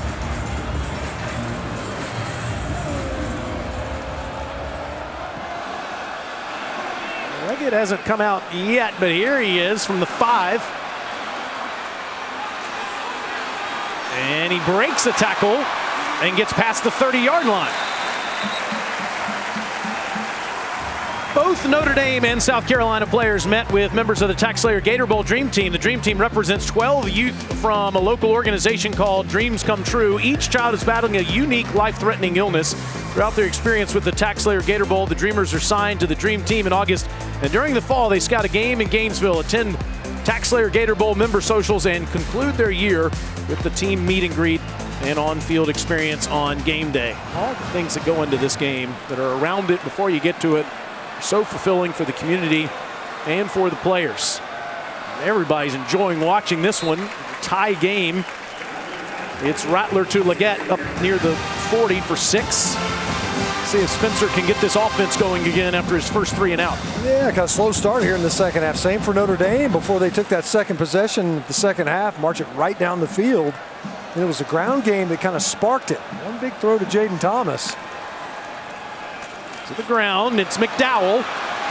And Juju's going to be about a yard shy of the first down, or no, let's see, never went, he got wrapped up but never hit the ground and rolled over an Irish player and moved the chains. No whistle. You saw Juju McDowell. That's quite the heads-up play. See the tackle, or the would-be tackle anyway, coming in there. Collier, and I don't know if they're going to look at it. It looked almost like his left elbow might have made contact. We are going to take a look at that. The ruling on the field on the previous play, the runner was not down and made the line to gain. That plays under further review. Michael Cannon in his last game as the referee, Ken Coaster, the replay official, and James Robinson, the communicator, and Matt Austin in charge of this review for us.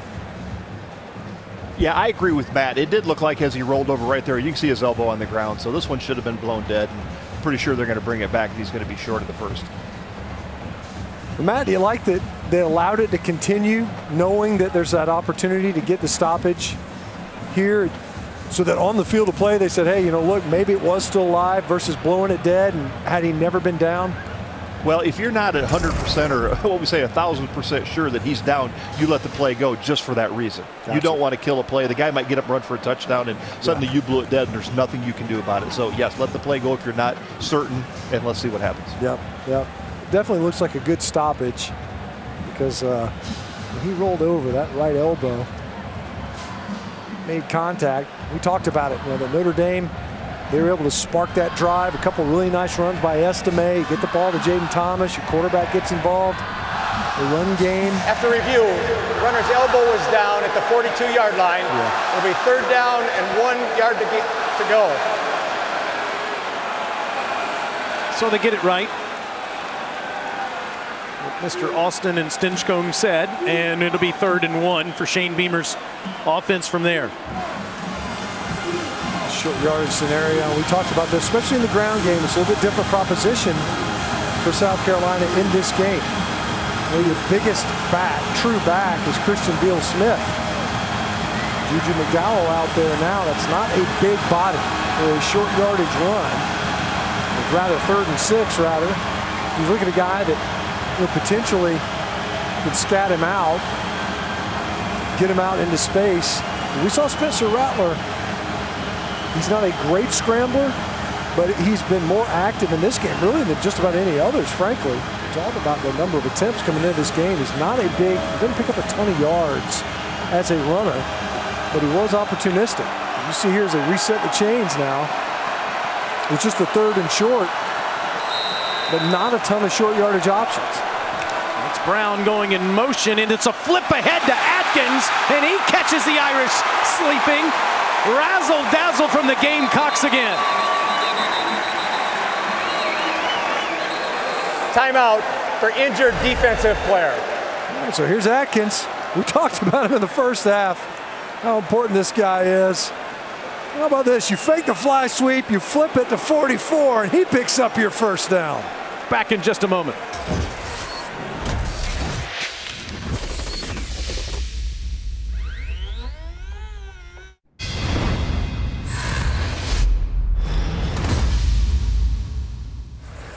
Boy, I hope those games are as good as this one's been today. Those semifinal games tomorrow with Michigan, TCU, followed by Georgia and Ohio State. TaxSlayer Gator Bowl has been terrific. 9:24 to go in the 3rd quarter. Gamecocks are on the march. 17-yard completion to Nate Atkins on a 3rd down, and DeCarrion Joyner is back at quarterback for the Gamecocks. And he hands it off to Brown, and Brown's going backwards. Ramon Henderson covered that fumble in the first half, makes the tackle. Well defended that time by Notre Dame. Coming out of that stoppage. Ramon Henderson does a great job not only stringing it out, couldn't get downhill quickly. That's what you're looking to be able to do, especially on those. That's the 6th tackle for loss for this defense. South Carolina's found ways to overcome them. Played a relatively clean game from a penalty standpoint. With the negative yardage plays, the Gamecocks have been able to get back ahead in the chains. Loss of 1. Rattler back at quarterback. Throws on the run to the end zone. Leggett got it.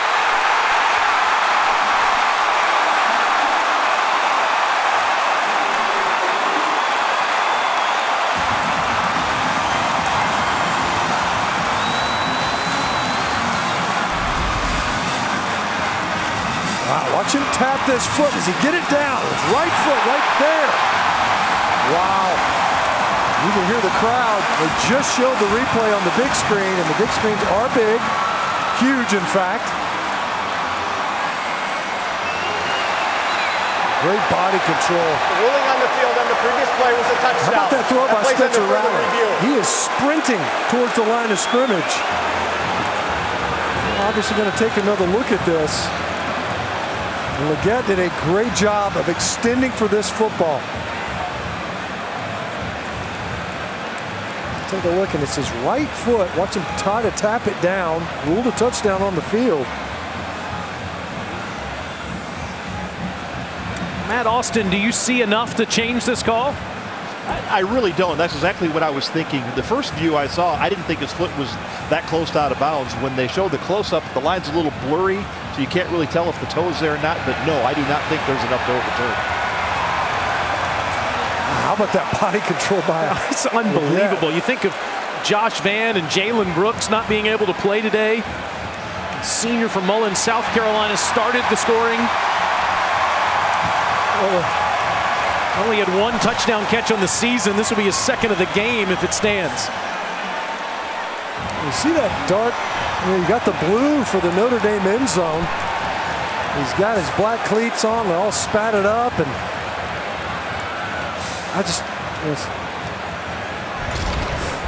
the standard is indisputable video evidence. After review, that's tough. the ruling on the field stands. Yeah. Touchdown.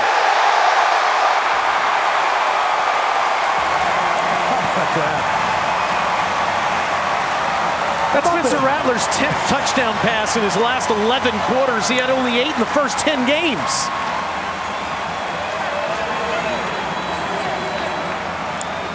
the heater that Spencer Rattler has been on. Unreal.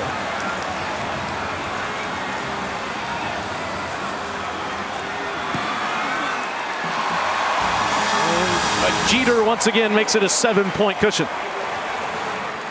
Rattler goes over 3,000 yards on the season with that throw. Just the 7th Gamecock in history to do it. All right, so here's the get right here. The pressure ends up getting to Rattler, right? So he ends up pressing up in the pocket, freeze it right there. So you see this is his opportunity. If you freeze it, he ends up pushing all the way downfield. And Leggett knew it. As soon as he cleared Clarence Lewis, he's got his arm up. He's like, look, we got an opportunity here. And the difference here for Spencer Rattler, Al Golden talked about it, and we've seen South Carolina this season. When the pressure gets to him, he takes his eyes off downfield and he looks at the rush. But that time, no pressure really in his face. So he's able to deliver a strike for a touchdown. Notre Dame fans, one of the greatest traditions in college football is happening right now. It happens at Williams-Brice Stadium every Saturday. It's when they play Sandstorm, and Gamecocks fans go wild. It's been great to see these two fan bases interact the last few days. Ton of respect for each. Gamecocks fans all over Jacksonville said, man, we get to play Notre Dame. What a thrill that's been for them. Irish fans down here as well. Certainly still in it, down 7.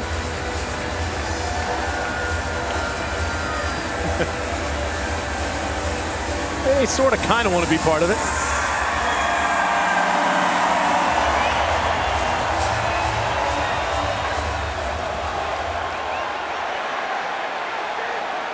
Notre Dame gets it at the 25. Here's what they did last time they had the football stench.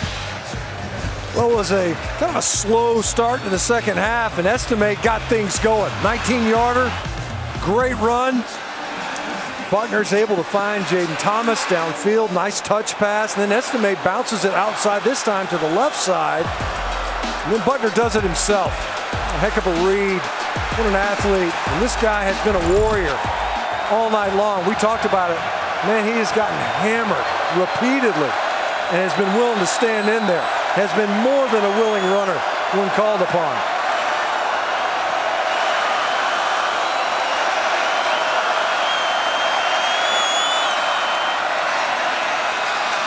Diggs past the 30, down to Alyssa.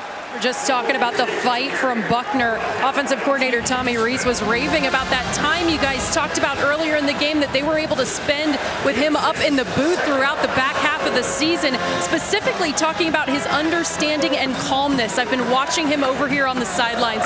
So much poise, so many conversations with his offensive playmakers. He's calm, cool, and collected as he's back out here on the field, guys. He's played that way all day, to your point. Marked this opportunity when he got hurt. Swore to himself he'd be back for the bowl game, and here he is starting after Pine transferred. And Diggs is tackled short. Sherrod Green forces the 3rd down. Number 44 for South Carolina has had himself a night. We mentioned him a couple of times. Got some hits on the quarterback, some pressures. That time with a quick diagnosis and insertion upfield to make that tackle. Making his 39th and final start for the Gamecocks. The Irish started 5 of 6 on 3rd down. They're 0 of their last 4.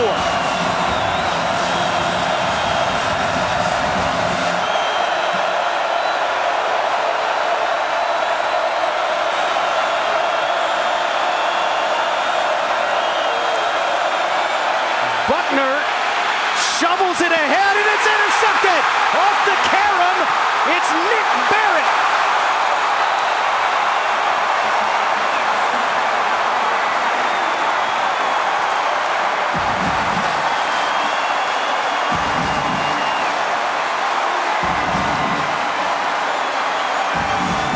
Guys that usually don't play had to step up today. And one of them is Nick Barrett, the sophomore from Goldsboro, North Carolina, gets the pick. Watch Buckner push up in the pocket. Jordan Birch just walks Joe Alt back into the lap of the quarterback. He's trying to flip it to Jaden Thomas. Got it in his right hand. He just flips it forward. Thomas can't get a hold of it. about the big man? You get to line up, but didn't get to line up a tight end. Still got a catch. And not only does a guy that usually doesn't play and Barrett get the interception, the guy you've been talking about, Keenan Nelson, the true freshman with great coverage there on Thomas Delp, forced the turnover. Rattler to Joyner. Joyner bouncing off defenders. Gets back to the marker. Think about that. You get a haymaker. A bit of a scramble. Rattler hits Leggett. Come back out there, you're wanting to answer. Now, all night long, Notre Dame has found ways to answer. As we mentioned, twice this game, they've been down by 2 possessions. Still just a 1-possession ball game. Rattler on 2nd and 9 throws and back shoulder incomplete to Leggett. Relatively good job for Rattler tonight. From a protection standpoint, when the pressure has gotten there, he's done a good job of buying time and finding someone downfield at least to target. Oh, a heck of a tear, as we mentioned, the last 2 games. He's built on that here again tonight. Big 3rd down for this scoring opportunity, and can the Irish find a way to turn the Gamecocks back, having taken that quick takeaway and snagging momentum? Rattler gets out of there. From the line of scrimmage, throws too tall. Just too high for Leggett, who was open. 4th down, and we'll see what Shane Beamer decides to do here. Yeah, you almost wonder right there if you're Rattler. Obviously, he already had a tremendous success pushing the ball downfield. This time, though, back towards the middle of the field. Really, Leggett, if he doesn't touch that football, chance it doesn't come back down. He's wide open, ball's just a little high. Almost say tuck it and run it. You're thinking, man, maybe you go for it. At the very least, you got a field goal attempt. Your antenna must be up if you're Notre Dame here. All the times that Kai Kroger and the Gamecocks have faked it this year, including today. He's 4 of 4 passing, but he is going to try to pin the Irish deep. There's a flag down. As Kroger once again does his job.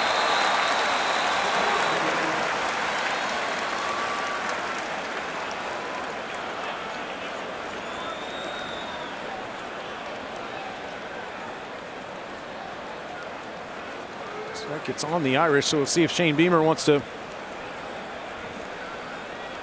keep the football here or not. No, on the Gamecocks, excuse me. He was looking at the Gamecocks bench.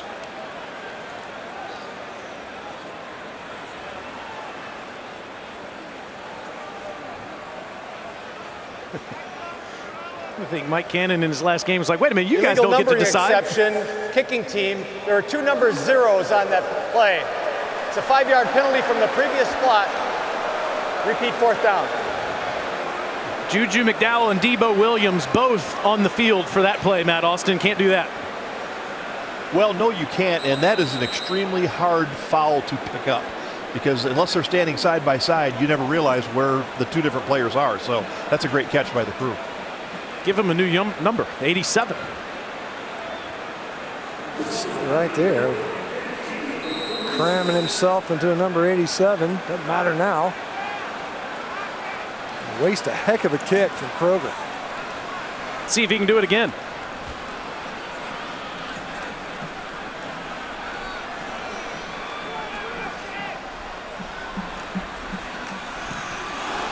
Just barely gets it off.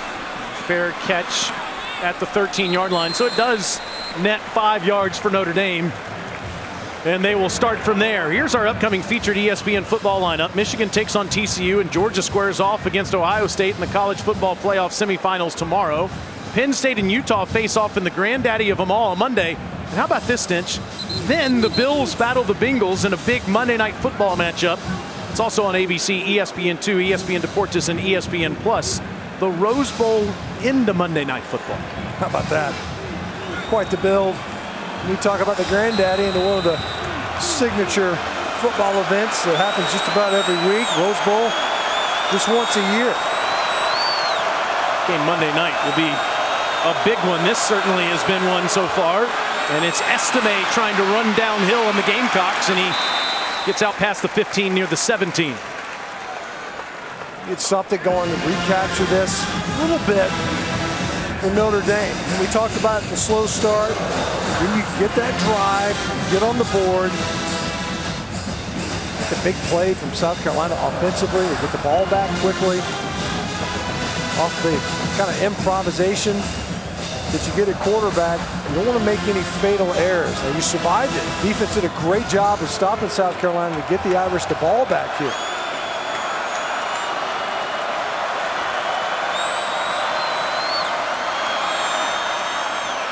Fake it to Audric, dump it off to Tyree, and Chris gets right near the sticks. He had a big game last year in the Fiesta Bowl. Marcus Freeman's first game as the head coach of the Fighting Irish, with over 100 yards receiving in that game. He's turned into more of a running back this year. In fact, there are 3 Irish players that have run the ball more than 95 times this season. Only one of 2 schools in the country to do that. Estime running it again. Gets up near the 26. Irish in no hurry. Well, the Gamecocks have been trying to move quick. Notre Dame trying to be methodical. Yeah, slowing things down just a little bit. You know, there hasn't been that kind of tempo mode from Notre Dame here tonight. And part of that is who they are from an identity standpoint. I think part of it too also for Buckner and the operation of the offense. We've seen a couple, pre-snap procedural stuff, a delay of game, probably what seemed to be a late snap on illegal motion. You don't want to hurt yourself before you've even snapped the football.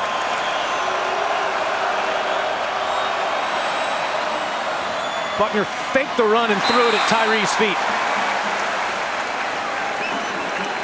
The 3 options on that one. Could have run it. Ended up getting pressure right in his face. And we've seen him make a couple of nice throws in this game out of alternate arm slots. A little sidearm that time, just too low. Now we saw earlier on the turnover, the pressure got to Tyler Buckner. And Jordan Birch, number 5 at the top of your screen with a nice pass rush. Get another pass rush, but Lindsey's open on the slant. And it's a first down for the Irish up near the 37. Put that ball right on him. Ran right into it. Nice catch by Braden Lindsey. Trying to get him the ball early in this football game. And easy, a free run for Brian Thomas. Right in his face. And Tyler Buckner all night. And he's demonstrated he's not fazed by the pressure. It's admirable to consider that he hasn't seen a ton of action this season. And tonight he has gotten bounced around. But he stands and delivers.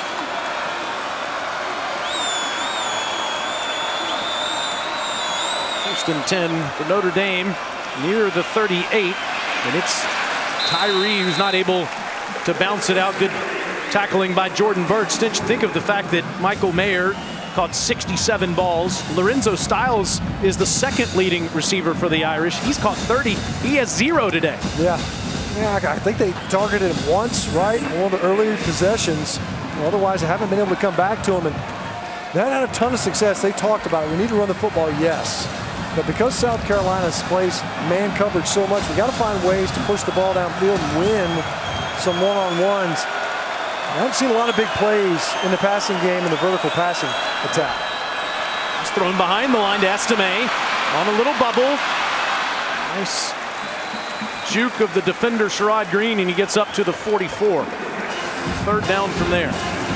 Productive, as you see, Huntley come substituting in. South Carolina doing their best to try to keep their players fresh. That time they had a big package. Third linebacker comes off. The true freshman Keenan Nelson comes in.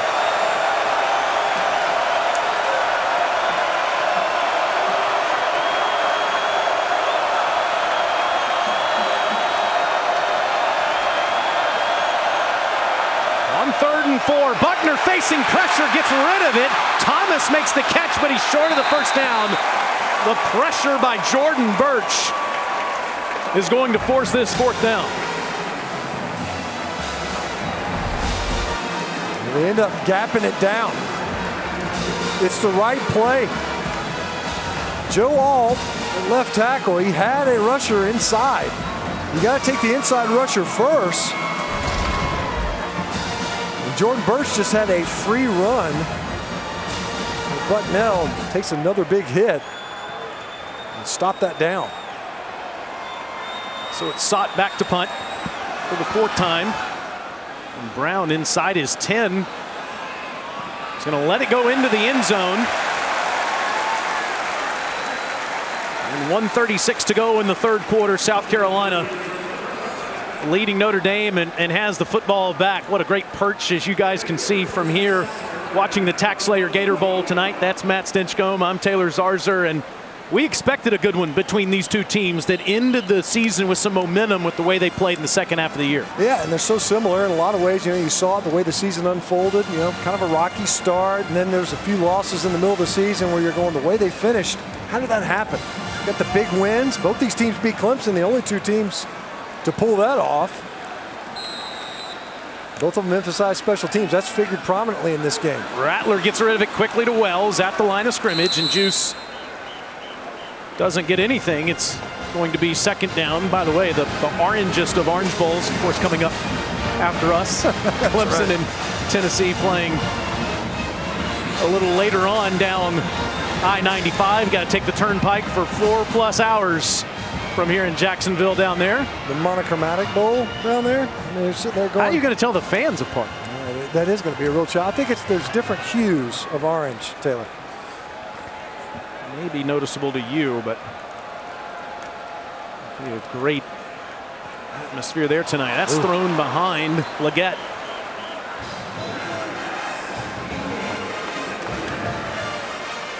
Haven't seen a lot of off-target throws from Spencer Rattler. I feel like this game, maybe more than any other, including the final 2 of the regular season, where he has shown and demonstrated this ability to not be affected by the rush, but the protection hasn't held up, to still stay in phase, especially offensively, to still keep his eyes downfield without getting affected by it, and still be a passer. See what Rattler does on 3rd down. He faces pressure and almost threw the pick. DJ Brown almost had the interception, and South Carolina will be forced to punt. Pretty good disguise by JD. Watch JD right here, Bertrand. So it looks like he's transitioning, and then they just bring a safety and linebacker blitz. Juju McDowell's late on that diagnosis, and you're right. DJ Brown misses this pick. This should be an interception right here. That's a missed opportunity for the Irish defense. The Irish defense have forced 3 3-and-outs in their last 4 drives. Sky Kroger back on the field to punt it to Matt Salerno.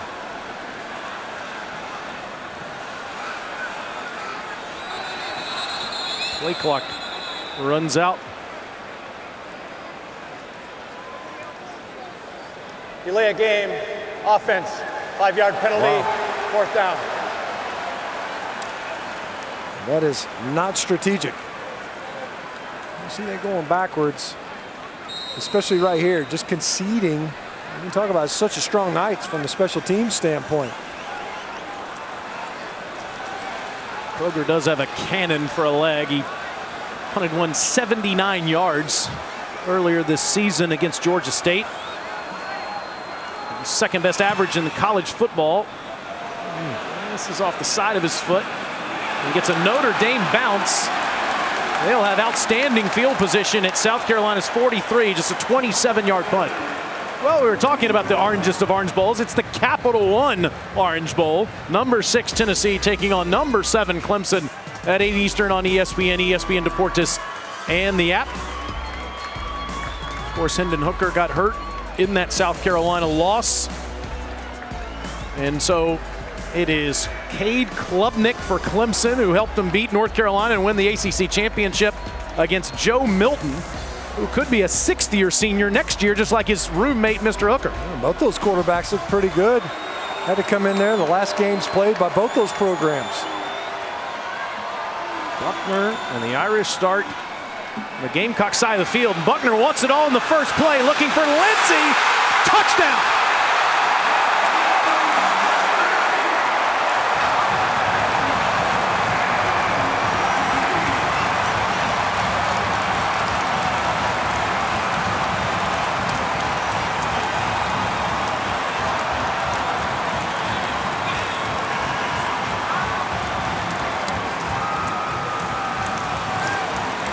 Marcus Freeman's offense strikes back again, and he's there to congratulate Mr. Buckner.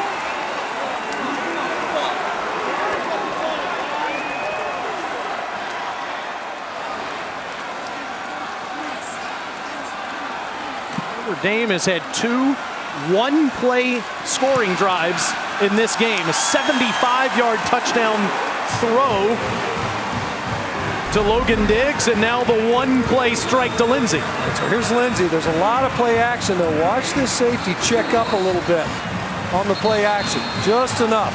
A lot of eye candy. Lindsey's behind him right now. It's one stick. Ends up going all the way across the field. Way to help, though. Look at that safety. He's underneath the route to true freshman and Nick Eamon-Wari.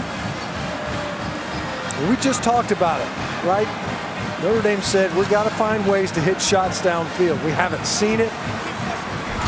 They finally get one in there. And we said it all night long. Notre Dame, they dug holes, allowed South Carolina to get ahead. And what do? They just climb right back into it. What a game.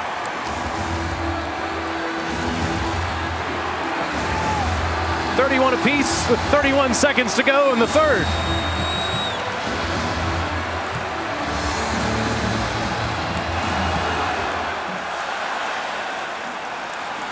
Gamecocks will start at the 25-yard line.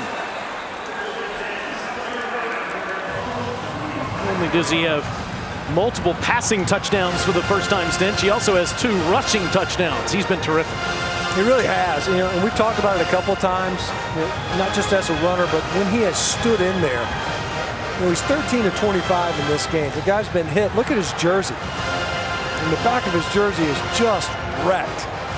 He's spent a lot of time on his back, but he's gotten right back up, either delivered strikes or to run the football. Rattler steps up, throws a deep ball into double coverage and incomplete. Looking for Amarian Brown, who was covered up. Be careful. We'll be smart here, too, if you're South Carolina, right? Spencer Rattler, it's a tight game. But what he did a great job in the first half is taking what was there and trying to force it downfield. This throw here is not there. You've got 2 defenders all over him. There have been a couple of near misses here in the second half for South Carolina. Could have been picks going the other way. You make sure that you don't gift your opponent a short field and another offensive possession. Rattler throws, line of scrimmage throw, dropped. Looking for Landon Sampson, another freshman that's been pressed into action. It's third down. And Stinch, what got South Carolina 31 points is all the trickeration, keeping Notre Dame guessing. Spreading the football around, yeah, multiple touches. But you start out with a shot play, you miss, right? Then you come back, second play, second down, you throw it, you end up getting it to a true freshman, a drop. Now you get third and obvious, and we've seen Rattler a couple times scramble around. One time in the half, it ends up being a touchdown. The other was a near pick. You see if Notre Dame sends pressure and comes after him. Rattler can't get out of there. He's going down. Jordan Botello.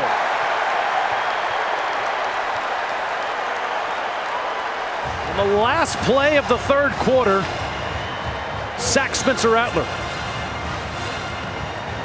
3 straight passes for the Gamecock offense. That is the end of the Notre third Dame quarter. starting to get home, beating the protection and affecting the passer for South Carolina. Tied up going to the final frame in the Tax Slayer Gator Bowl with the Gamecocks and the Irish.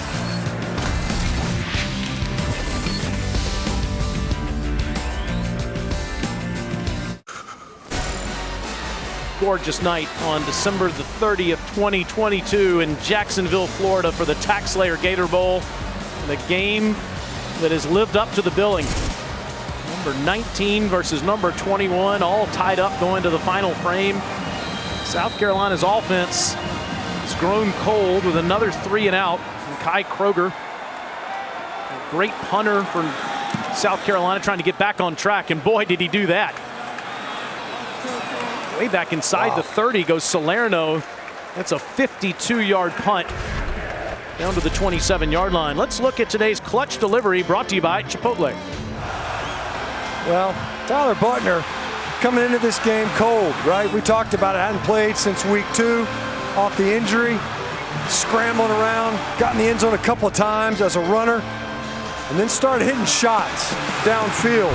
That time to Braden Lindsey. Something kind of eluded the offense largely. South Carolina had done a great job of getting to the passer, affecting Buckner, or as you would think anyway, because they've hit him a ton. I don't know that they've necessarily affected him. Buckner's going to give it to Diggs.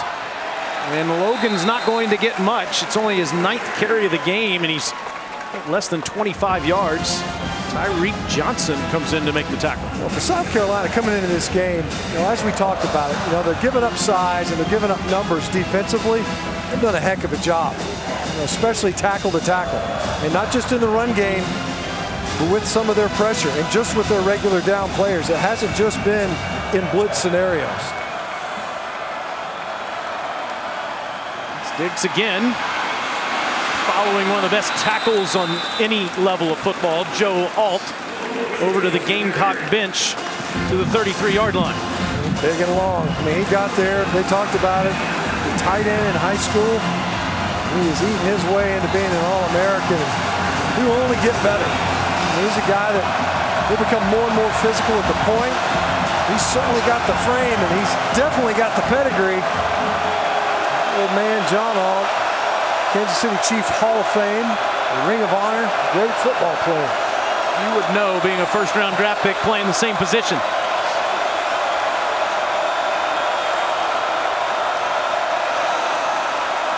On 3rd and 4, Buckner's going to throw a one-on-one ball, and it's incomplete. He was looking for Deion Colsey, and Marcellus Dial had him draped. A heck of a play by Marcellus Dial. He's kind of had a tough night. The big plays, a couple of them have come against Dial in coverage, and Colsey, a guy that really came on, especially last time out versus Southern Cal. One-on-one ball, as you mentioned. That's why you don't throw his way. Dial was the SEC Player of the Week, 11 targets, 1 completion, and an interception against Clemson.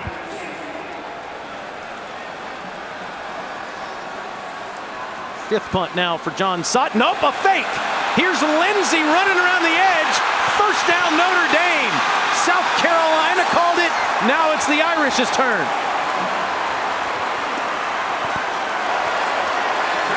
How about that?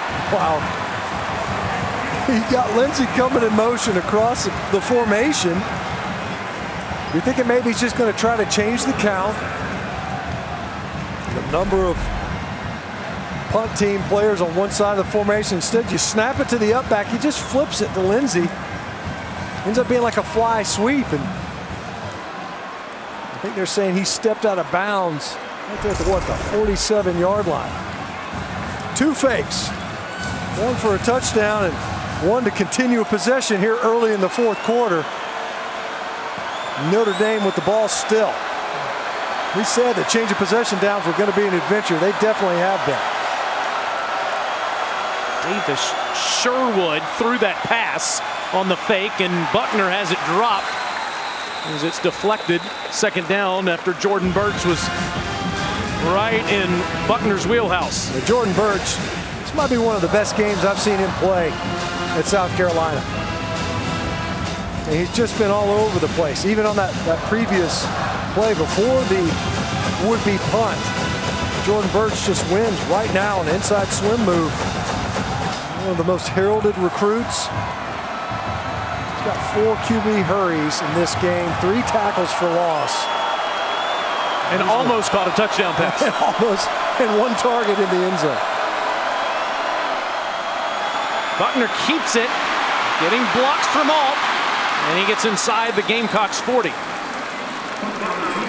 He's definitely got wheels, doesn't he? I mean, he can get on the outside. Wisely gets out of bounds. Nice block by big Mitchell Evans.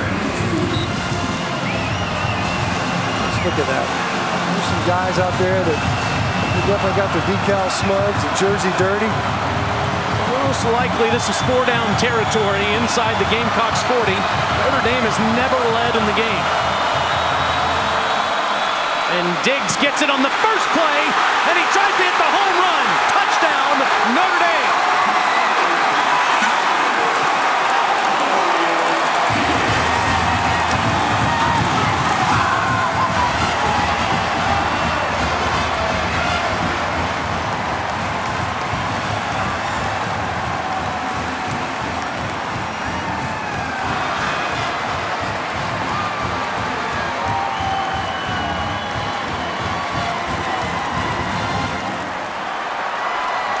49-yard touchdown run by the sophomore from Louisiana.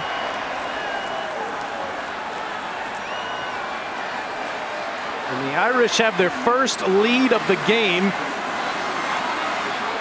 Blake Groupie makes it 38-31. Remember, the Gamecocks thought they had the Irish off the field. And Marcus Freeman and special teams coach Brian Mason called the fake. Braden Lindsay got the first down into Gamecocks territory, and Logan Diggs did the rest. The Fighting Irish are on top for the first time in the fourth quarter.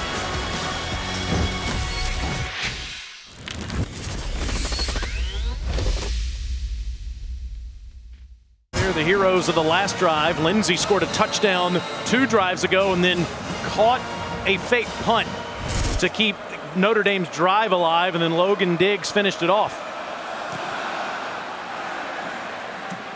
South Carolina offense needs to get going again, Stench. Way too predictable on these last 3 drives. Yeah, 3 straight punts. A couple 3-and-outs, 1 4-play drive. You see it there. -5 yards, -5 to going backwards. I think, they were really creative early. They had that one, the scramble, goes for the touchdown. They hadn't been able to really get back into rhythm. And coming into this game, they did a great job, I think, especially early on, of establishing what they were going to try to do. Spread the football around, keep the defense off balance. This is more like what we saw in the first half. Juice Wells goes around the edge, but the Irish are ready for it. It's a loss on the play with Clarence Lewis making the tackle down to Alyssa. You guys talk about generating some of those momentum-shifting plays for South Carolina. Well, a couple of players down here on the sidelines have been trying to keep that energy up for the offense. Guys who are not out on the field tonight in Jalen Brooks and Josh Van, 2 wide receivers for this team who are questionable going into this bowl game, have been keeping this offense up, going around to every single skill position, encouraging them to turn this game for South Carolina. Jacksonville's favorite former citizen, Alyssa Lang, on the field. Rattler gets out of there somehow. Going to keep it and get past the 25 up near the 30, turning into a runner and making something out of nothing. If you're a Fighting Irish fan, reminiscent of his former teammate in Oklahoma, Caleb Williams. We haven't seen a ton of this from Rattler. He scrambles around and then is able to pick up the positive yards. Kind of had a retreat, go back to go forward. Man, he did all he could do just to salvage that play. Cotton Bowl MVP 2 years ago when he played for Oklahoma. 3rd and 5 for Rattler. See if he can keep the Gamecocks offense on the field. Quick throw, and it's at the feet of Amarian Brown. See, Rattler didn't like it from the get-go. You see Amarian Brown, I think they were on 2 different pages. Amarian Brown looking back at his quarterback. Watch Brown, he came in motion. You can see Rattler, he's looking to stop him with this football. Instead, Brown just keeps leaking wider. I don't think that's frustration with the throw. I think it's frustration with his receiving. So it's Kroger again, punting from his own 30. Negative yardage play to start that possession. So you're already backed up. All those Irish players. Another clock runs out. Play clock, that is. Delay a game. Offense. Man. 5-yard penalty. 4th down. Seen that 2 times for South Carolina in a punting situation in the second half. And both times, the minus side of the football field. I mean, make no mistake, there is no strategy here. You're blowing it. They get that kickoff, get the snap. And part of this is, I think, a function. You have to be very dialed in versus Notre Dame because of their block propensity. Kroger, a line drive. Salerno fields it at the 34. And he gets up to the 40-yard line. The Irish were down a couple touchdowns in the first half. They have the lead in the football in the fourth quarter.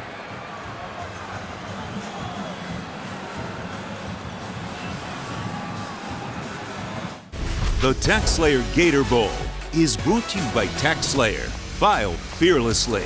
And St. Augustine Ponte Vedra. Enjoy family fun at Nights of Lights this holiday season. 6th longest running bowl game in the entire country, and it's been a great one here tonight. The TaxSlayer Gator Bowl. Number 21 Notre Dame now leads number 19 South Carolina 38-31 and has the football with 11:09 to go. Drew Pine transferred after starting the last 10 games, and it's been Tyler Buckner back from that shoulder injury with 4 touchdowns in the game, 2 throwing and 2 running, and he runs for another first down there.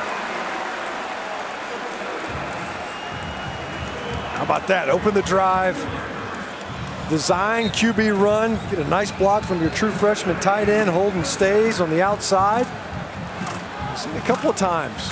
The South Carolina defense lose contain, capture the edge pretty easily. Collapsing inside a lot defensively. 17-yard carry for Buckner on that last play. He's run for 53 yards in this game. Ran for over 300 last season. Takes off again. And in the heart of that South Carolina defense was ready. Nick Barrett, who had the interception earlier in the game, making the tackle. Big Brad Johnson in there as well. You know, you go empty backfield set, trying to kind of clear out the box. Try to get a light box, not a lot of defenders from tackle to tackle, and open up the QB draw. This possession, a couple of runs for your quarterback. Trying to keep this game going. They're saying, look, a lot of time if you're sore after this one. 2nd and 9. Bounces it out to Diggs. And Diggs breaks a tackle and gets down near the 35. It'll be 3rd and short. Oh, great job by Diggs running underneath that tackle of Brad Johnson. See the 3rd and short. Relatively so. Q run game is alive and well. We go with their big personnel now. You substitute Big Bam Scott, number 22, for South Carolina defensively. 7 big bodies in there on the 3rd and call it 3.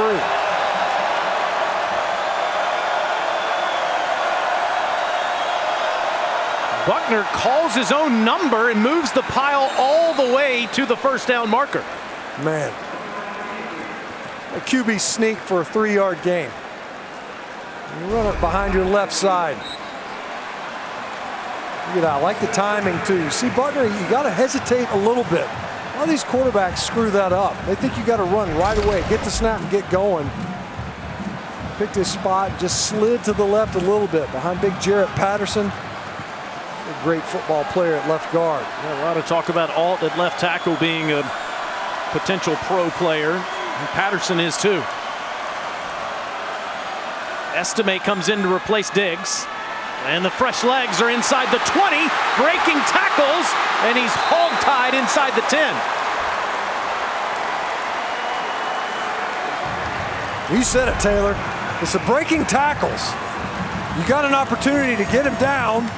He'd already gained about 7. Instead, he's just running through would-be tacklers.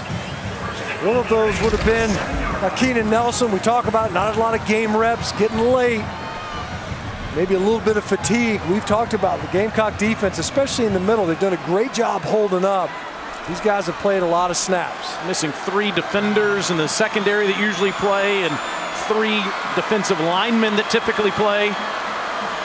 Just wonder if the depth is becoming a factor here. Buckner pumps, throws, ends up picked off.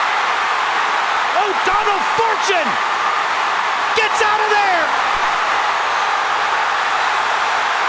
100 yards.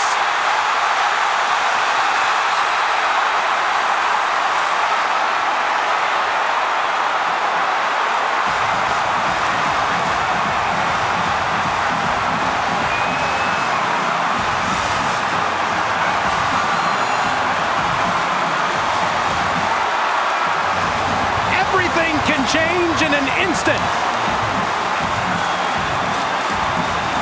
Wow.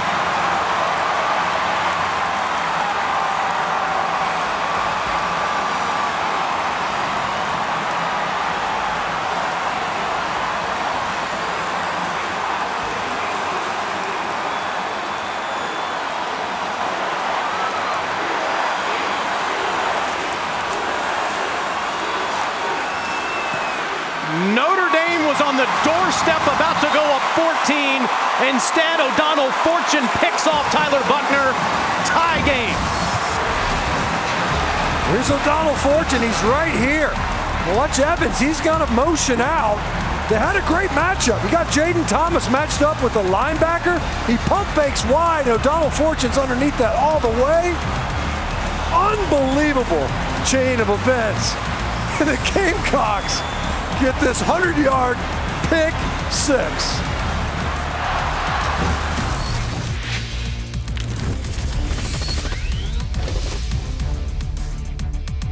The highest scoring Tax Slayer Gator Bowl ever. 38 all, 7:42 to go. And that's the first 100-yard pick six for South Carolina in 40 years. O'Donnell Fortune, Sumter, South Carolina, 100 yards to the house, and Tyler Buckner would love to have that one back. Talking with his head coach, he's got to make sure he keeps his head in it. He's been battling all night long. The South Carolina defense, they were scrambling. They were out of gas. You could tell they're getting tired. They needed the takeaway. They got it. What a huge swing. How many have we had in this game? Finally, the Irish, they take the lead. South Carolina finds a way to even things right back up. From the 2, here comes Chris Tyree. Tripped up near the 20. Take us back to this interception. The second defensive score of the night. And see a little bit of a pump fake to the outside. He wanted to come back to Evans. Fortune hardly moved. He didn't really even change from his initial alignment pre-snap. You got to think Buckner thought he would have gone and vacated that spot and come right back to his tight end. Instead, 100 yards the other direction. Buckner and the tailbacks were gashing the Gamecocks on the ground. Hindsight's 20/20 for offensive coordinator Tommy Rees. Yeah, they were that heavy formation. They got the personnel that they wanted. Back to the ground they go, and it's Diggs. Back to the first down running he goes, all the way up to the 37, maybe the 38. Dance with the one that brung you. You got to stick with it now for sure. You know, Tommy Rees talked about that. He was like, look, we should have run the football more. We realized that second half versus Stanford, we started running the football better, and we said this needs to be our identity. You can see what they were trying to get accomplished. They had a nice matchup on the outside. Ball probably didn't go where he wanted it or intended it to go. Instead, they get right back to it. Look, it's a tie ball game. And South Carolina defensively still hasn't had an opportunity because of the pick six to recover. They were tired before. Diggs. Straight at MJ Webb for a few. Well, that's the rub of it, right? You deny the score, absolutely. And nobody's saying, oh, well, you shouldn't have taken it all the way back. But the quick change, the defense is right back out there. Notre Dame has 183 yards rushing in the second half. South Carolina has 8. That really was the story, really, on that second possession. When you think about it, what sparked that drive was the ground game. Diggs goes out. Estime comes in. And Audrick. Look at that Gamecock front.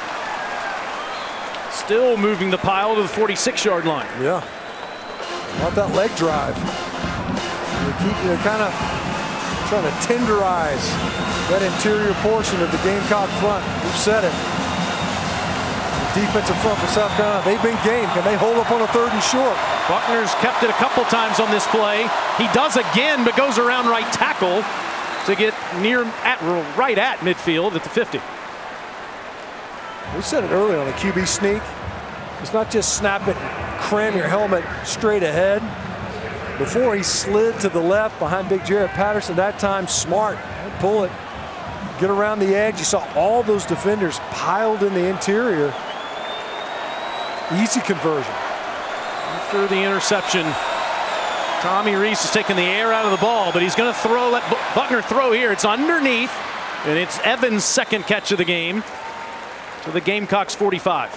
And Sherrod Green, kind of an odd tackle the way he kind of spun around Evans. He looks a little nicked up. Last game ever for the Gamecocks in a great 6-year career in Columbia. You see him, he's going to stay out there. He's still really favoring that left knee. He has fought through all kinds of pain in the last few years. He's not coming off that field.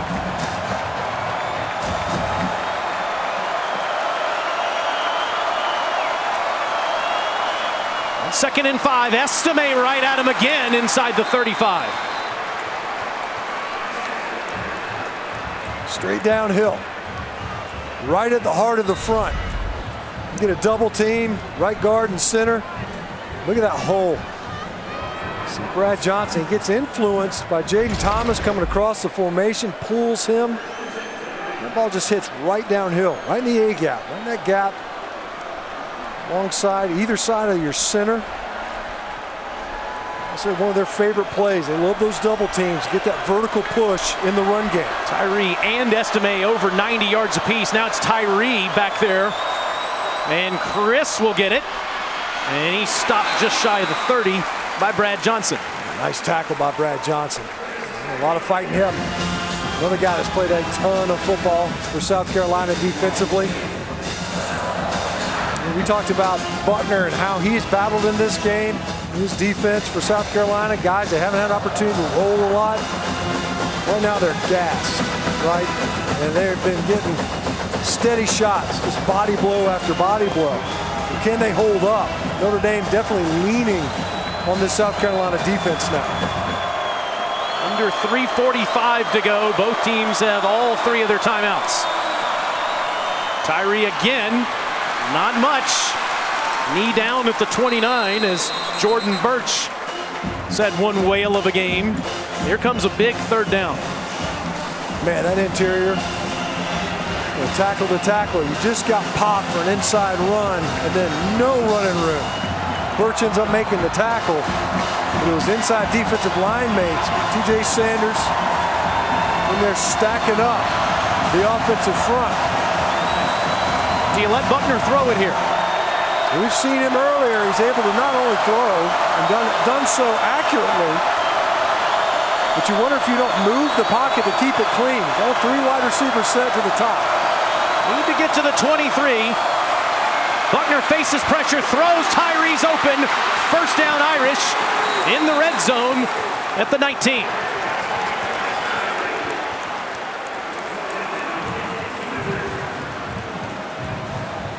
Talked about the versatile skill set of Chris Tyree. Wide receiver, spends more time at running back. So see Sherrod Green is mirroring Tyree as he motions into the backfield, and he gets that insert clean. And Eamon Warry's coming up, safety spot, and by then the yardage needed has already been gained. Gamecocks need to watch the clock here. They have all 3 of their timeouts. The Irish get another one. They could take all of the timeout and kick a winning field goal. But the Gamecocks are ready for Estime there after a 1-yard pickup. Sherrod Green all night long. And time is called with 2:13 left. Jarrett Patterson still down on the field in what has been one whale of a football game. Be a full timeout. Fans tune in to the ESPN app for the Capital One postgame immediately following the game. 2:13 left, 38 apiece. After this, it's the Capital One Orange Bowl. It's number 6 Tennessee versus number 7 Clemson, tonight at 8 Eastern on ESPN. Don't adjust your television sets. That's 2 different teams. And the orangest of Orange Bowls. What is going to happen as all of these courageous kids have left everything on the field so far in this one?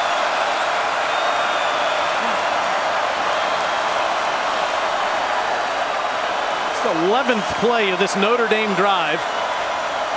And it'll be an Estime run. He can't get outside. Fighting, though, against these Gamecocks. Look at that big frame. Move it down to the 16. I mean, South Carolina, they got all 11 defenders within 5 yards of the line of scrimmage. Timeout, South Carolina. Talking Hemingway, the first of the half. He had him hemmed up. Timeout. Just can't get him on the ground. Watch 91 get upfield. He gets detached, he just falls right off of that. Look at Estime running his feet. That should have been a negative yardage play, 0 at best. We sat next to him yesterday, 5'11", 230 pounds. Guy was a big boy, and it used all of his frame. Now, if Notre Dame moves the chains, they could run the clock all the way down, potentially, and win this game at the end. Blake Grupe, the kicker, is ready for Marcus Freeman, if necessary. That was the Gamecocks' first charge timeout. Before that stoppage, that was a stoppage for injury, which, of course, was Jarrett Patterson, the left guard. When you think here, you're telling your quarterback, right, smart with the football. It's likely a called run here. If you're thinking field goal at worst, but you can't afford to give the football back. Last time Notre Dame was in this part of the field, it went all the way the other direction on that pick six.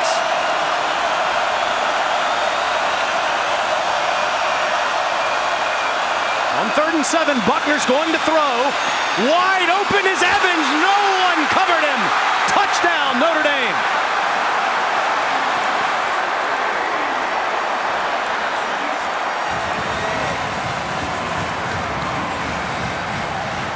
He didn't have a catch in the regular season. He's got 3 and a touchdown today.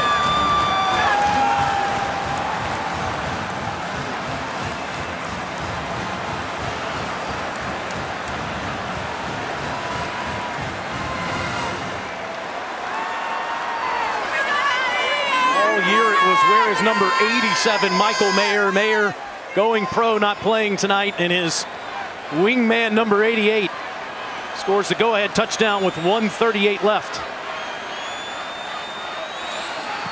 And Grupe makes it a 7-point cushion. Gamecocks do have 2 timeouts left. Here he is right here. Now watch him delay on the release. They know South Carolina's thinking the same thing. Probably run right here, heavy play action. He just kind of delays and just gets lost. Linebackers got their eyes in the offensive backfield. Evans all by himself. This fellow tight end, Michael Mayer, was talking about it. He's like, look, man, the guy he really hasn't had an opportunity to demonstrate how good he can be. Tommy Reese said the same thing. Like, look, I was expecting to get more balls. This guy just never worked out. And how about that? They got a kind of a foul ball, right? You get the pick six going the opposite direction. He said, forget it. We're going to run it down. And then you get him in there. You see heavy run. And you pop one out to your tight end on a delay release. Tommy joked with us yesterday because he said some viral moments on coordinator cam this year. And he said, I might put my jacket over that thing. Yeah. He's raising his arms in triumph there. 559 yards for Notre Dame, an Irish Bowl record. A minute and a half to play. Right, South Carolina with 2 timeouts left yet. And Leggett is coming out. Turns the corner. Still has something left in that tank. There is a flag down, though, in the middle of the field.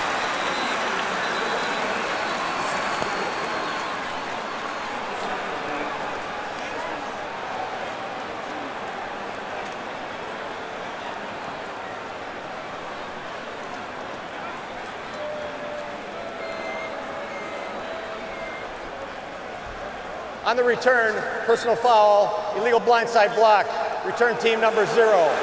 Half the distance to the goal from the spot of the foul, first down South Carolina. It's the second time we've seen that called against the Gamecocks, both times on special teams. Yeah, it's a couple times in the game, as you mentioned. Fans aren't going to like it. I think it's right here. Watch, defender doesn't see him. And look, here's the other problem with him.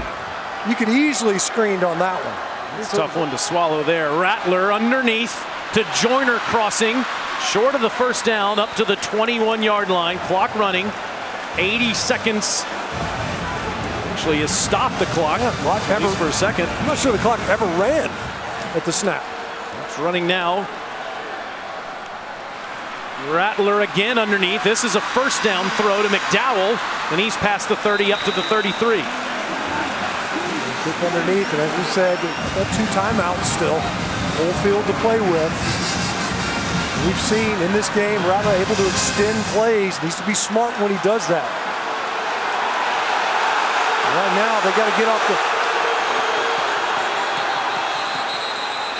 Looks like they've got 12 on the field.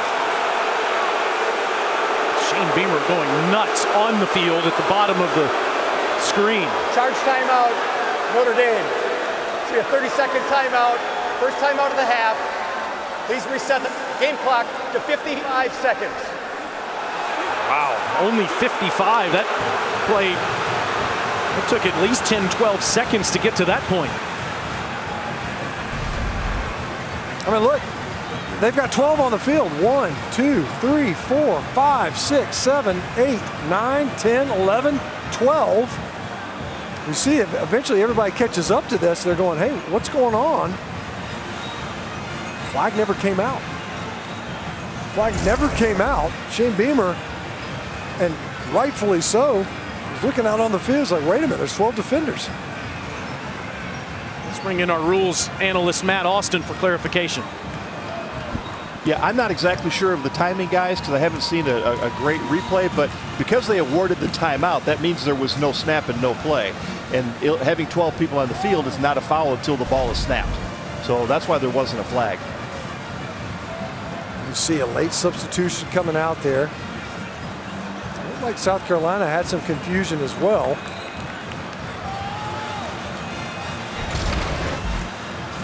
They weren't allowed to snap it for a good 6-7 seconds. That's fine.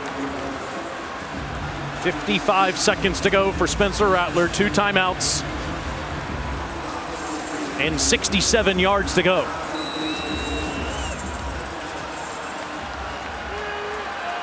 I've seen a ton of looks. Keep an eye. There's Juice Wells down there. He's the guy that as the season wore on, they were willing to give 50-50 shots to. Rattler gets out of there, is going to take off and get up near midfield. There's a pickup of 19 into Notre Dame territory, but there is a flag down all the way back at the South Carolina 21-yard line.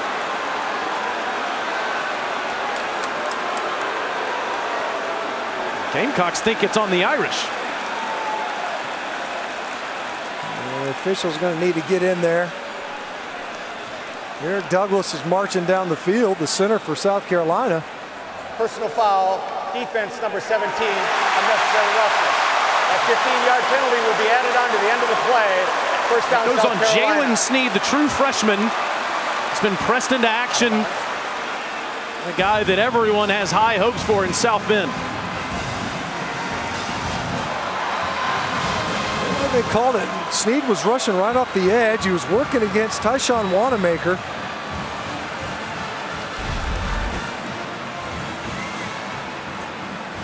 Working on Wanamaker. Juju McDowell gets in there. I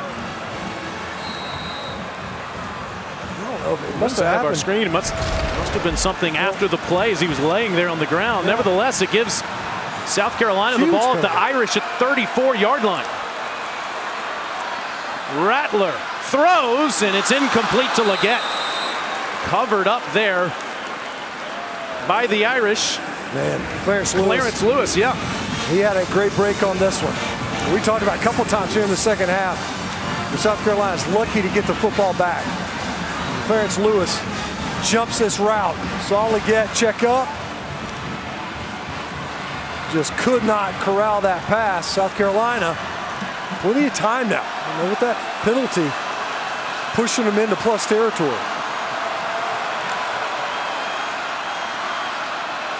Rattler in trouble, throws to the sideline. Let's see. Riley Mills chasing him down. And they're going to talk about it to see if it's intentional grounding.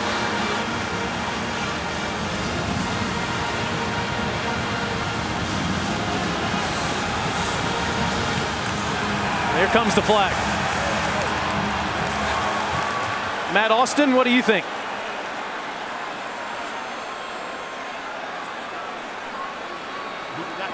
Line of scrimmage, so yes, that would be intentional grounding.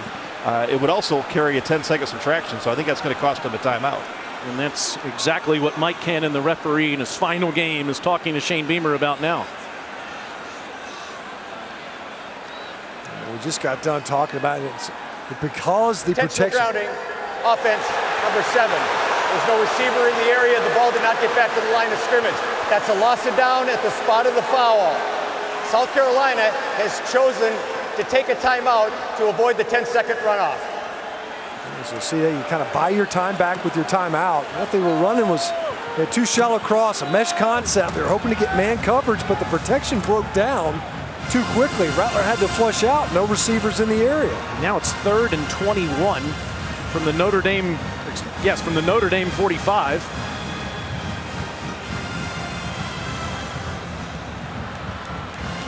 Going to come back for Notre Dame in this second half. They trailed by 7 going into the break. They were down double digits early in this game. They have run the football at will in the second half and overall have 265 rushing yards. Gamecocks, without a plethora of tailbacks in this game, only have 65 yards rushing. Marshawn Lloyd, Jaheim Bell no longer at the program. Christian Beal-Smith been banged up all year. And Shane Beamer's had to empty the tank, and his offense has left everything out there. Yeah, and your down the field receiving options really limited. Josh Vann, Jalen Brooks, not suited up for this one. It's really just Juice Wells, Amarian Brown, really, that's out wide that can get you loose downfield. Rattler wants to step up and throw, and he's going to throw to the sideline over the head of Joyner. It'll be 4th and 21. Here come flags at the end of the play. Everywhere.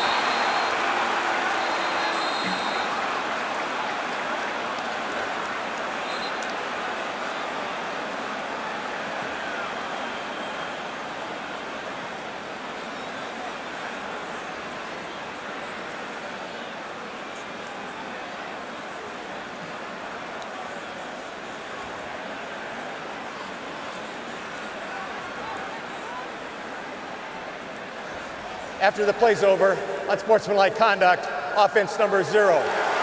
15-yard penalty from the previous spot. It's a loss of down. It's 4th down. It's called on Juju McDowell. Spencer Rattler couldn't get up at the end of this play.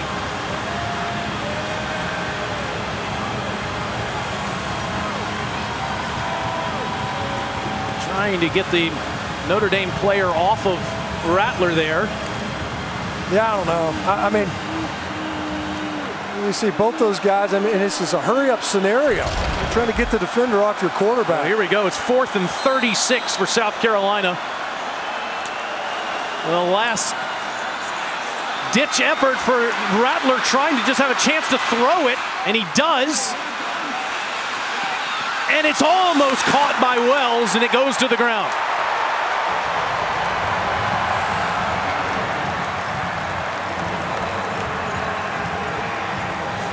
Justin Ademilola, who was laying on top of Rattler on the previous play, showing some sportsmanship with Rattler there.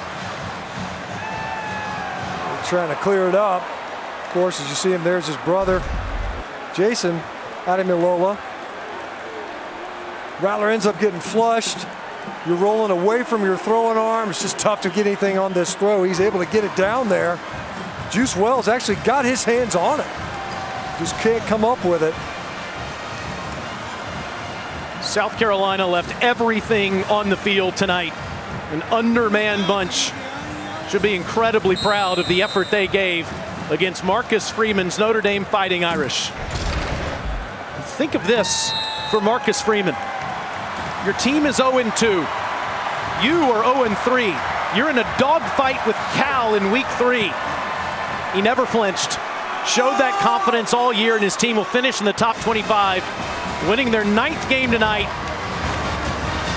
in a hard-fought victory over South Carolina in the TaxSlayer Gator Bowl. And Coach Freeman's with Alyssa. Coach, it was a battle down the stretch. You challenged your team at halftime to remain composed. How did they do it? They did a great job. And then there was not a moment in the second half that you could relax. And, I'm just proud of this team. That was a great South Carolina team we faced today. And to come out with a victory, man, that's huge for this program. What do you make of the composure of your quarterback, Tyler Buchner, his first start in months? I think he's a representation for the entire program, entire team, and that you can't control some of the things that happen to you, but he's resilient. He was always ready to go, and I'm proud of him, man, to go out and execute tonight. What does this win do for the program moving forward into the postseason now? I think it helps us with momentum, obviously, but I think it's the belief in what we're doing. We had a special group of leaders. It's a special place, and I'm just proud of them to finish this thing off the right way. Congratulations, Coach. All right, thank you. Team finishes with 9 wins. And it's time now for tonight's Capital One Player of the Game. There he is, Tyler Buchner. After the pick 6, led his team back down the field for the go-ahead score. In total, 3 passing, 2 rushing touchdowns.